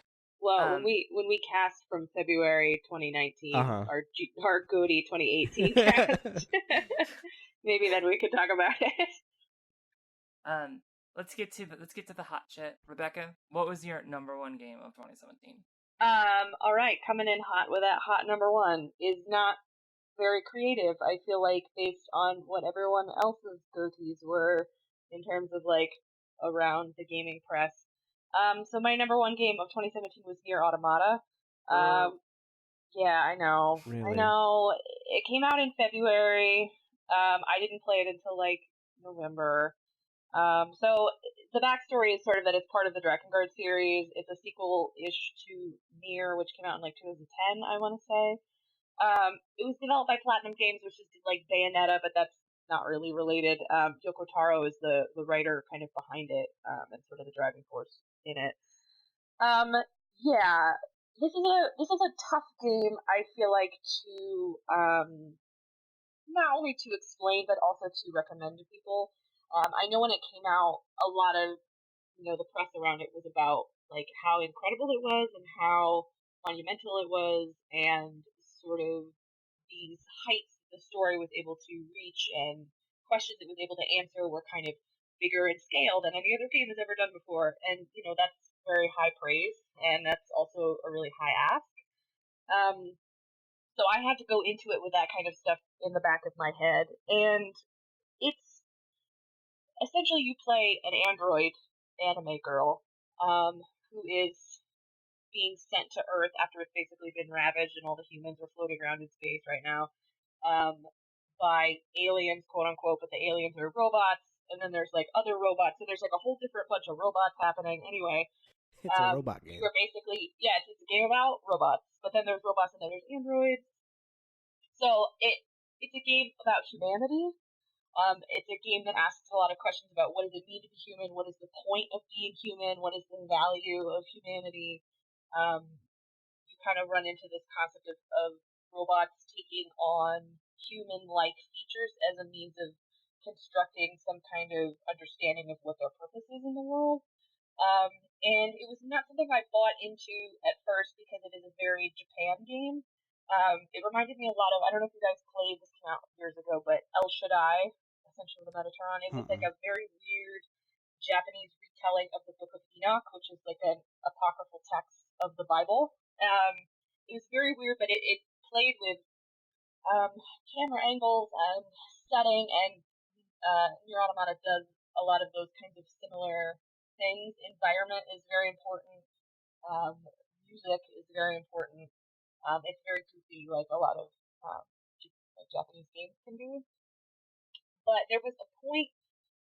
There's a point where you go to this kind of desert area and you kind of go through these old desert tenement buildings, and it's an area that's been basically populated by a bunch of robots. And there is sort of a big boss battle there that is alarming and totally nonsensical, but it was the point at which I understood why people think this game is incredible. There's a lot that you have to kind of keep in the back of your head. There's a lot you kind of have to hold your tongue on.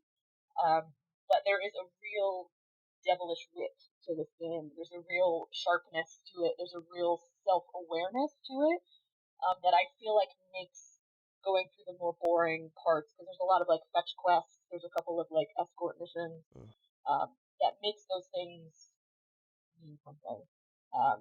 So I was really impressed by what I played, and I have not finished it. There's like 7 endings. I mean, there's like 100 endings, but oh, really? I know that so I know that it plays like there's different character perspectives, and you can kind of see the same story in the same world through the eyes of different players in the game. So for me, I had to put it as number one because I have never played a game like this. I have never played a game that asks the questions that this is asking or tried to approach the subject that it's approaching. And so I really recommend it. However, Olivia, I need you to talk to me about your experience with this game, because I think it's really fascinating how differently people can approach it based on their introduction. Yeah. And I know this game, and from everything that I've read, I know I'm going to love this game, and it seems like there is a lot of deep questions that are more than just like, can robots be human? I think that was the conversation we were having, where I was like, oh, that's what this game's about, but it goes much further than that. And I started it, I think, on Friday night, and I was like, oh, I've had this game. I got it as a gift, and I was like, oh, I'm gonna play this game. Finally got an opportunity to do it, and that I knew that if you died in that opening section, the game would reset, and there was no way to save the game.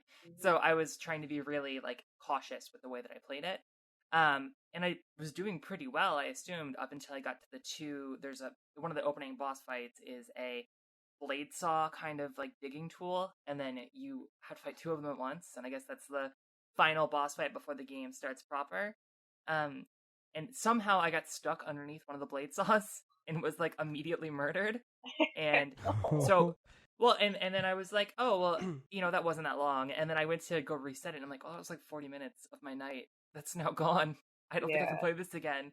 And I think that game has a really difficult first impression, where it looks very much like a early Xbox 360 game, and I understand it was made on like a shoestring budget, and that's why. But I think that that game doesn't really show much of its charm or much of the reason why you should play it in those first few minutes. And I did technically beat the game, so my opinion is valid. I did get ending Broken Wing Legacy or something ridiculous like that. So you got it. You got it ending. Yeah, I beat the game. It was really short. I can't believe people really liked it. I know, it's weird. It's only like 10 minutes. But it just is a super strange... It was a strange experience, and I understand that this game asks a lot of you. And I don't know if I was ready to give it the time that it needed. So, I'm hoping... I think that's a big... People need to know that going in, that there is a lot going on here. And, like, from what I understand, to get the full understanding, you have to beat this game multiple times. Is that true? Yes. I think you have to beat the game at least twice, all the way through start to finish.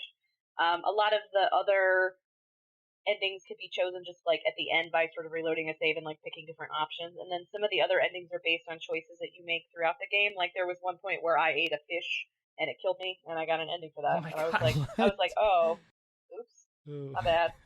So the thing is like I think the game is purposefully obtuse in that way. It doesn't invite you to play it. It doesn't really ask you to enjoy it. But it gives you such a very weirdly, like, emotionally crushing experience in doing so, that it's definitely, I had to put it as number one because I just have never played anything like it. Like, I can't compare it to anything because I don't even know. Like, it's so weird to play something so out there. Whether or not that lands for everybody, I don't know. Yeah, I saw two robots making a sex. Is that ever explained? Like, is there a reason why 2B is like wearing an anime costume? Like she's probably because Japan. Well, unless there was in the previous games, no. Okay. It's actually very jarring. I think that's like the part where the game is kind of like sort of looks into the camera and goes like, by the way, this is a Japanese RPG.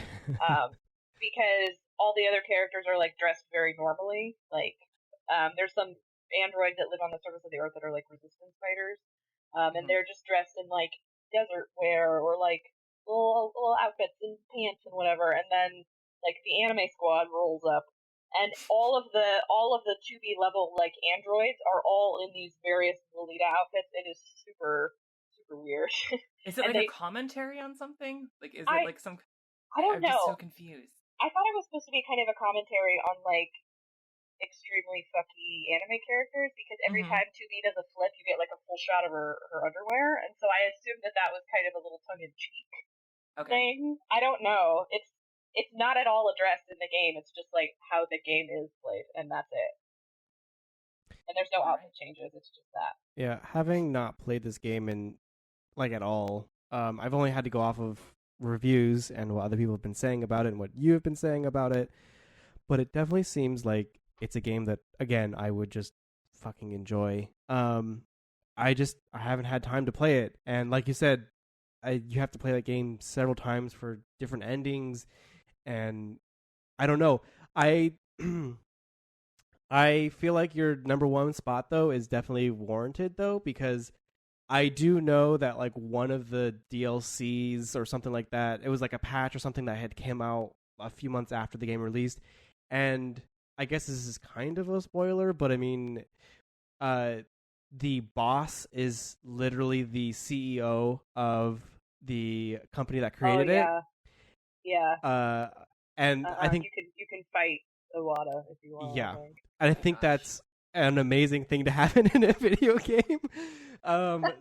So like, even though I haven't touched Nier at all, I have it already in like high regards.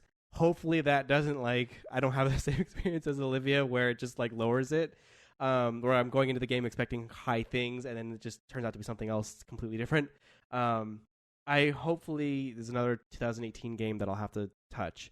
But I mean, it seems great. Everything that I've seen about it seems great. So I haven't had a chance. So there's not much I can really say to this game, unfortunately.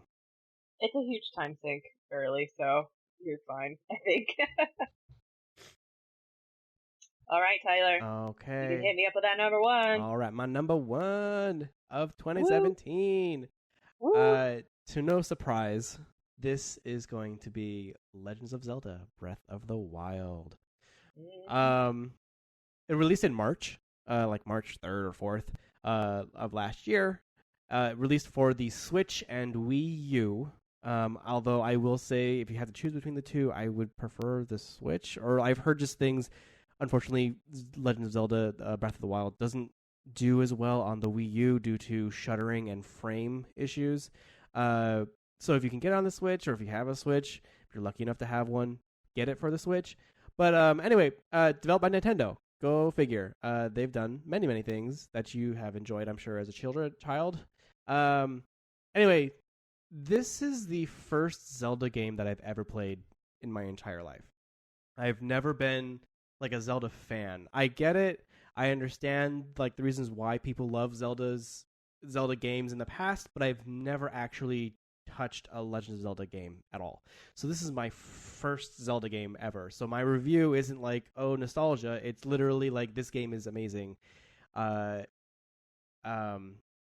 recently visited the DLC for this game, where they did like Master Sword, and they had like the new, the more story arc continuation of the story. And they've really this game is very well designed, like very well designed. Has a very polished, handcrafted feel to it. Like the level of care that they've taken into this game can be seen simply by listening to the music when you cook something. Like there are 4 different sound cues for when you're cooking something, and when you cook something, it is just delightful. And you know right off the bat whether you've succeeded in cooking something, whether you've failed in cooking something, whether you've created a new recipe, or like where it's just something that you've done before in the past. Like it's so delightful and enjoyable, that level of detail that they've crafted in this game. I mean, it captures a sense of exploration and adventure. The thing that like just makes you like your jaw drop is that you can climb on virtually any surface. I think Todd Howard, CEO of Bethesda, director of Skyrim, would be happy because you can see that mountain and you can go there. I don't know. I love this game, and like one thing that I truly love is like the crunch down of information when you go to a tower and you have your Sheikah slate in order to down like a aerial view of the map. How it like has all the information crunching down, and it's like a little drop of knowledge that drops into your book. I don't know. Like this game has so many things going well for it that it is my number one, and I'm sure it's several people's number one game of 2017. Have you guys had a chance to play this game? I feel like we've talked about it before.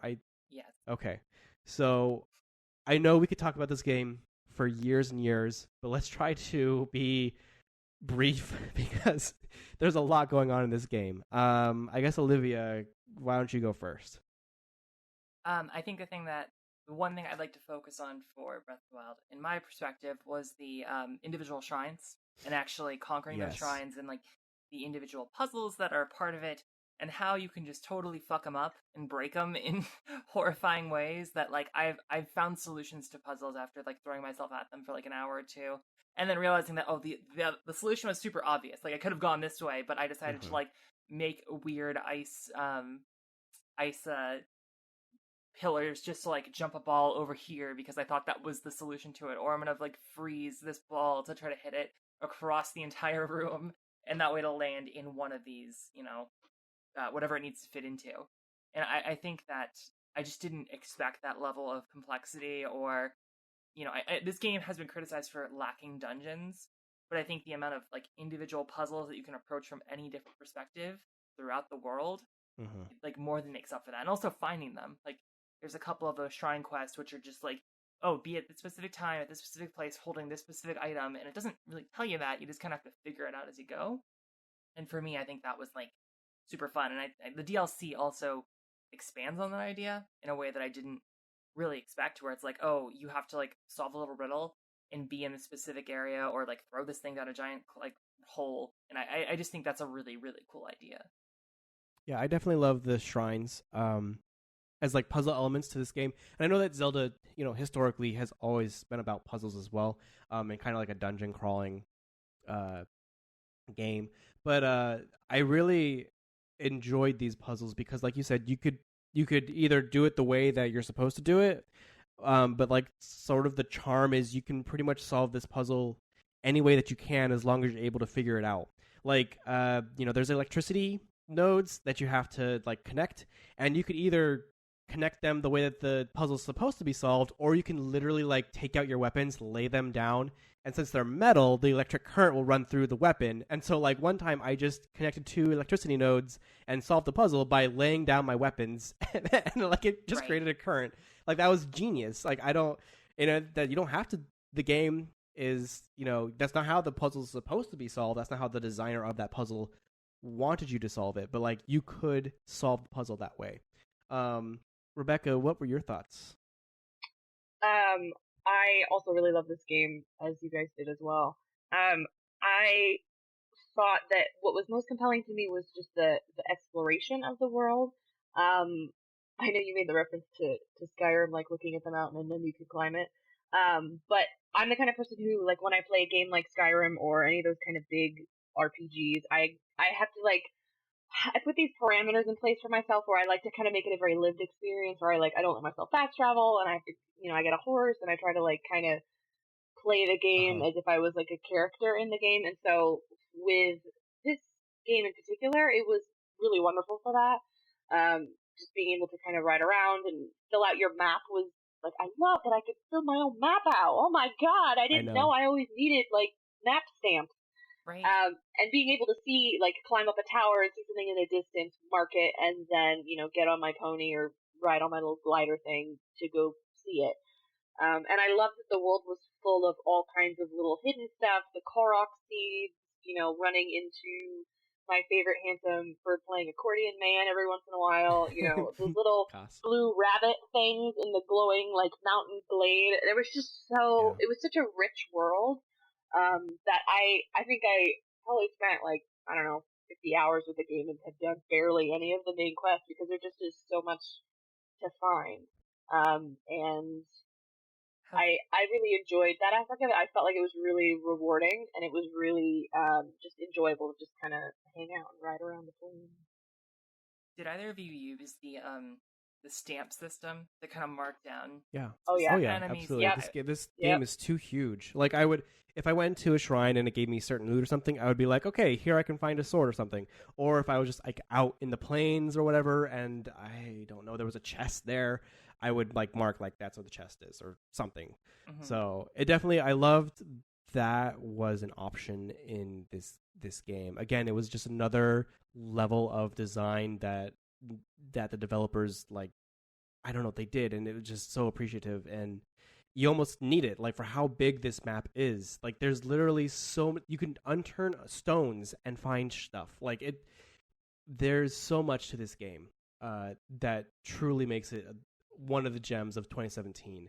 I don't know. What about, Livia, continue what you were saying.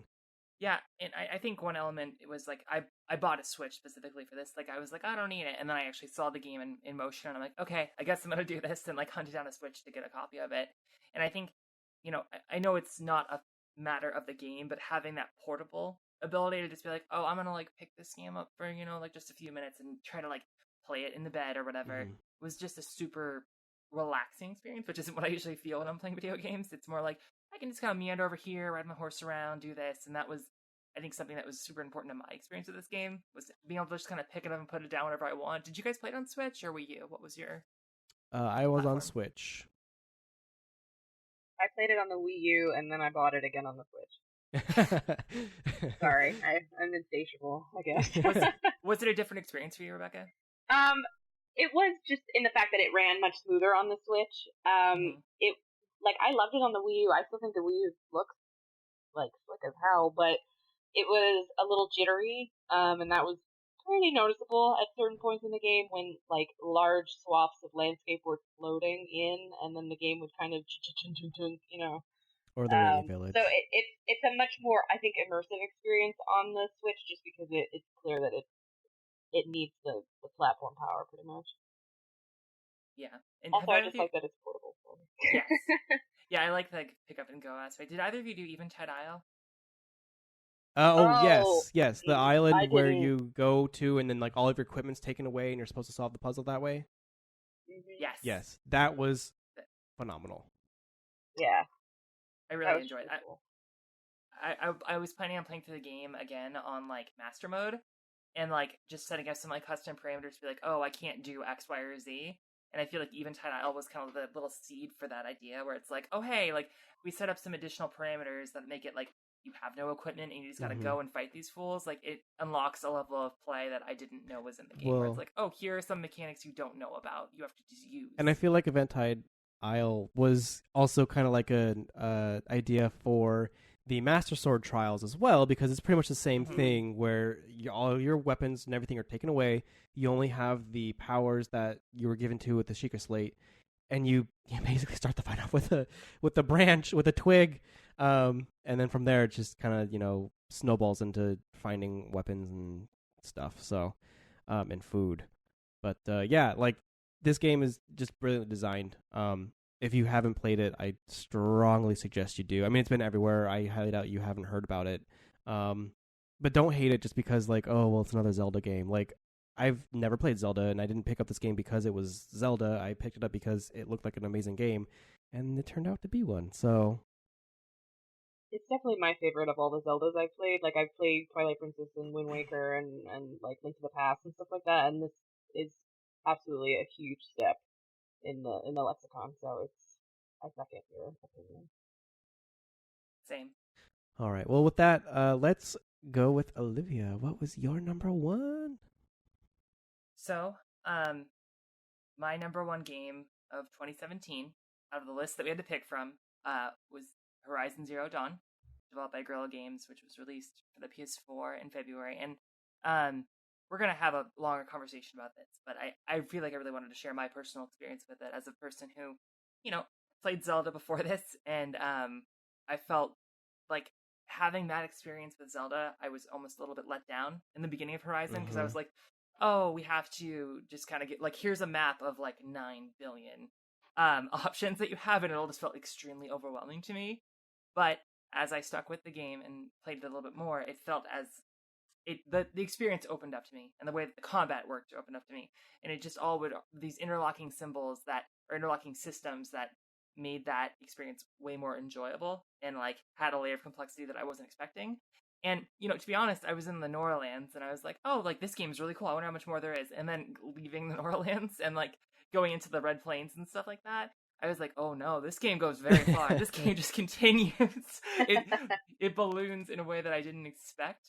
And it's just filled with shit to do, which is like something that I really liked about Zelda. But with Horizon, it was like, oh, we're going to hunt monsters, and that kind of gave me a little bit of a taste of what Monster Hunter was like, and it makes me interested to play that game in a way that I never was before. And the costume switching was very similar to Zelda, which had already kind of trained me to like expect how this game worked. And the story, I love Zelda, but I think the story was maybe a little lacking. I feel like it was written by, I think one of the writers was one of the leads on Fallout New Vegas, which is one of my favorite game stories. Yes, he was. And I think that there is a lot going on here that I really enjoyed, and the way that they address like why are there dinosaurs on the Earth? Like, what's going on? Like, or metal dinosaurs, I guess. Wasn't what I expected. And, like, it really, the way that the cultures interact, like, I know there are some issues with, like, native representation, but, at least I think they made a token effort to try to address why these different cultures would exist and the differences between them. And I know we've all played this game, so I'd be interested to hear, a short reason why you liked this game. What do you think, Rebecca? So Horizon was also one of my favorite games of 2017. In part because I feel like it did something really well that a lot of games have tried to do really well and maybe not quite hit the mark. The world, it was very much one of those kind of Ubisoft open, like very Far Cry, like it felt very Far Cry inspired. But one thing I've always struggled with in Far Cry games and a lot of Ubisoft games like Assassin's Creed and like things like that are the fact that there's just too much. There's just too much. Mm-hmm. And then I get overwhelmed, and then there's towers, and there's all these things, and I'm like, I don't know, I can't do this anymore. Where I felt like Horizon had like the perfect amount of stuff to do, where it was never overwhelming.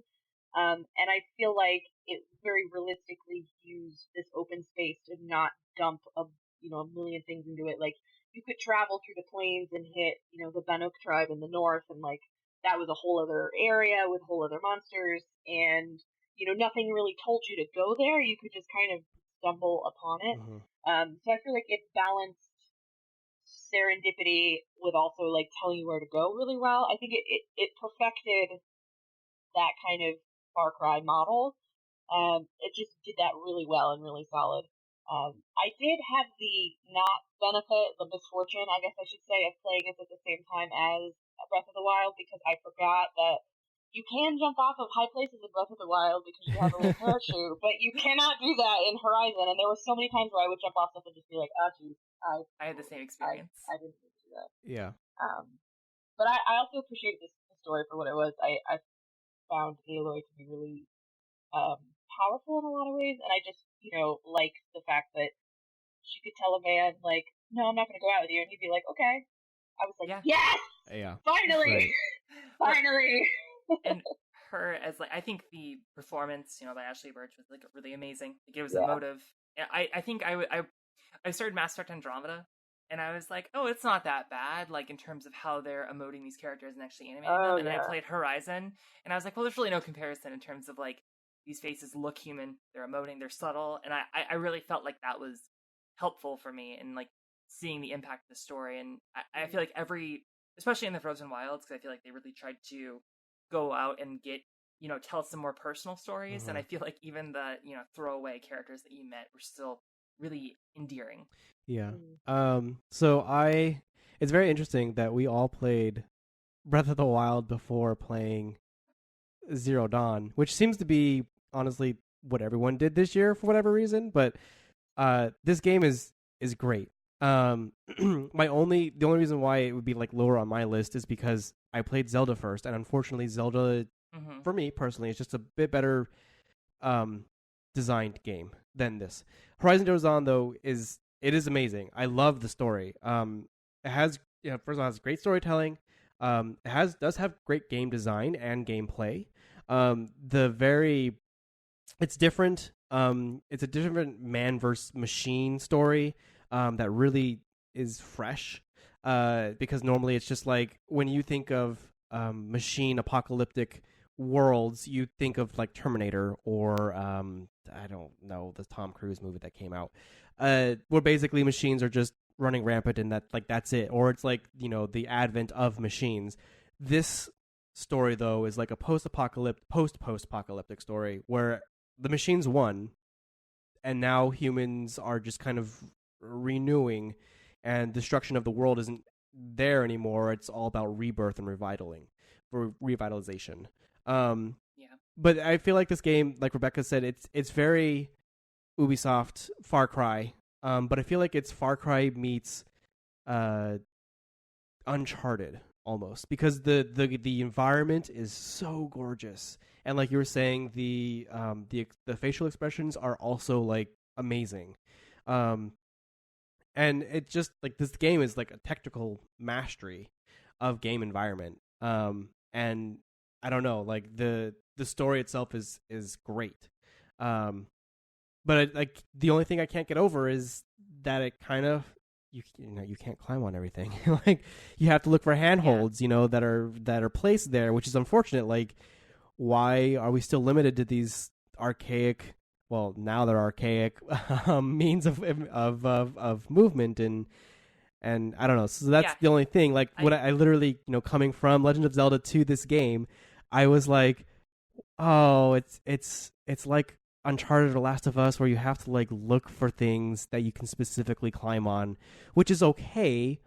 But it's like if you're Aloy, this girl who is survivalist, and very like handy or whatever, in tune with the wilderness, why can't she fucking climb on the rocks? Like I understand like maybe she can't climb up the mountain vertically or something stupid, but like why, like I know like logically it doesn't make right sense. Like there's like a little rock Skyrim, I can't jump over because it doesn't have a handhold on it. I'm like, okay, that's dumb. Like anyway. Yeah, and I Skyrim'd my way up multiple mountains of just like, oh, I don't really know what the correct way to get this is, so I'm gonna just like jump from rock to rock until the geometry breaks and I can get over it.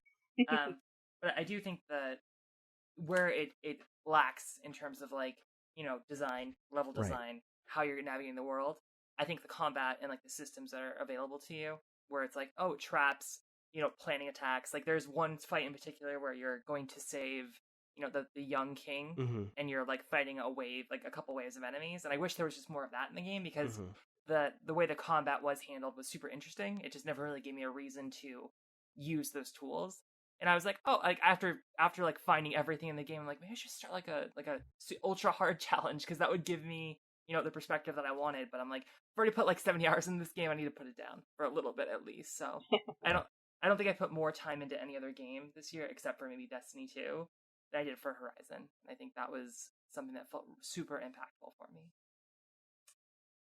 Did you guys have anything else you wanted to add? No. I mean, Horizon was great. I really enjoyed like that there were actual animals that you could hunt for like parts and stuff versus like the actual machines. And then when you did go like hunting a machine or trying to take it down, there were different ways you could do it. Like if you scanned them, it would show their weaknesses and the mechanics of using a frost arrow to freeze them or like explode a freezing core that they have on their back, like would freeze everything in the vicinity. And I don't know, it was a very well designed game. And then the story was honestly like the selling point of that game. Like don't get me wrong, Horizon Zero Dawn would be great without the story, but the story on top of it and just how everyone got there is great. So I'm really excited to see where the series is going to go. Yeah. Like it was interesting to know that it ended on, and so I'm excited to see where they're going to take it. So I hope Gorilla gets to do more stuff besides Killzone. Yeah. I kind of hope that if they return to Killzone, they somehow rethink it, because Killzone is probably someone's favorite out there, but it's not mine. I didn't get into it. I don't really know much about it, because it's just not. Again, it's just another generic first-person shooter, which I'm sure it has a story. I'm sure, which is great, and Guerrilla is still very positive about it, but it's just not a game that I would want to play unless they somehow change it. So. And they know how to make really good looking games. They do. Which is something that I think is shown in Horizon. Yeah. I just hope that they they finally get to break out of the, Killzone miasma. Right. And I just hope that they continue. I from what I understand, the game sold well, and there will be a sequel hopefully. So hopefully we'll be able to see some more stuff from them. Yeah. Since that's my last game, did anyone have any other honorable mentions? Just other games they wanted to throw out? I know that I wanted to make sure to say that if I had spent more time with Doki Doki Literature Club, I would have put this on my list probably instead of Splatoon 2, but didn't get a chance to spend as much time with that. What about you, Tyler? Let's see here. I actually have like a list of 17 games. Oh my gosh. Oh my god. Okay, so I'll just real quick like rattle it off. So Tacoma. That would be another one that would be how on the list here. I wasn't able to play it, but Heat Signature is a game that's right up my alley that I would probably consider also another 2017 GOTY. And let me see. I mean, I've been playing Overnight, Hollow Knight right now, but I haven't finished it. I would say I don't know if that would really be my another GOTY. Like, it'd be lower on the list, unfortunately, just because I had a somewhat negative experience with it, just in general. But it's a really well designed game, and I enjoy it. I enjoy platformers, so it's going well. Another one probably would be West of Loathing. I think those are like my 3 that I would add on if I could. Oh, it looks so cute. I really wanted to play So Yeah, me too. Yep. What about you, Rebecca? I definitely, so Tacoma definitely would be one of mine. I also would want to add Pyre, the right. game that came out in like August. I think that was the new game from Supergiant. The one that's basketball. It was great. Like, it was really great. I really enjoyed it. I had a hard time not putting it on my list because the music, as always, was amazing. The writing was beautiful. The basketball I was really garbage at. But I think it did something really interesting, and so I definitely want to recognize that one. I also would say Wolfenstein 2, which I know is like Wolfenstein 15 or something. And I know it like didn't quite resonate with everybody, and I wasn't a huge fan of the first Wolfenstein that came out, the New Order. But I really enjoyed my time with the New Colossus. I enjoyed the story it was trying to tell. I think there were some moments that were like very, very tough to sit through. And it was almost in the way that I thought that Resident Evil Biohazard was very visceral, and like the depths of body horror that it got to was not unlike some of the levels that Wolfenstein 2 got to. So there are parts of that game that have really stuck with me for a long time. And also I enjoyed playing Wolfenstein 3D while I was playing Wolfenstein 2. I'm guessing nobody played Divinity Original Sin, did they? I know that's like everyone's GOTY, but I don't think anybody played it. No, I don't have the time to play the game. Unfortunately, like, I feel like that franchise, Divinity Sin and Divinity Sin Original Sin 2, would be like right up my fucking alley. But I don't have that time because I know I'm gonna like spend 200 hours with it. Like, I know that's what's gonna happen. So I just haven't played it, unfortunately. I was the same. Like, I wasn't able to spend time with it, and like I wanted to play Death of the Outsider and the Uncharted Lost Legacy, and like I didn't get to spend a lot of time with those. Yeah. I would also add Hidden Folks to my list if you haven't played Hidden Folks. That's really good. Oh shoot, I forgot. Sorry, Olivia. Before you go, real quick, I'm gonna update my list too with Observer, as well as. How did I forget Observer? I know, like, Observer. Hello. Can I put Ruiner on my list too? That was a good one, also. Can I put Persona 4 on my list? Because I'm playing through that, and it's pretty good. Oh. And then I guess just last one for me is Getting Over It by Bennett Foddy. Oh, yeah. That game is really good. Out of this world. Oh, my God. There's so many games this year. Olivia, what were your other games? I was looking through my list of games that I'm playing right now. And I'm like, I've got Mario Rabbids Kingdom Battle. I've got like a couple minutes. I've heard so many good things about that. I want to get that for the Switch too. I played a lot of Fire Emblem Heroes this year, and I thought that was pretty fun. And it's just stuff like I have a backlog that goes back like 5 or 6 years, and I'm like, oh yeah, I really would like to finish Spelunky. Like, there's a lot of these like forever games that I keep returning to. So if we sit here and list all of them, we'll be here for hours. And I think we've covered everything for 2017. It's in the books. We're done. We played all the video games. No more games ever. No. Yep. This podcast is now over. There are no more games left to play. Yep. Video games are over. Art is dead. Yeah. We'll see what 2018 brings us. It seems to be, like I think I said this earlier, but it's starting to be a slow start up to a year. I mean, you have Monster Hunter, but I feel like Monster Hunter was released to tide us over until like later in the year when all this other hot shit's gonna drop. So April is Far Cry 5, right? Yeah. May is God of War. October is Red Dead Redemption 2, even though they mean probably April 2019. Isn't Vampire supposed to drop too? Yeah. Vampire. Yes. So. Alright. Well, it sounds like we've got a lot of games to go explore. So, thanks, Tyler. Where can they find you? You can find me at World Jumpin' without a G on Twitter. Rebecca, what about you? You can find me on Twitter at Rebecca Faye.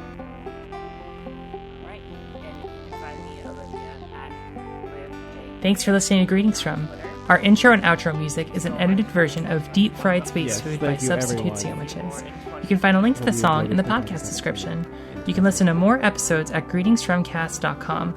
We are on Twitter and Twitch at greetingsfrompc.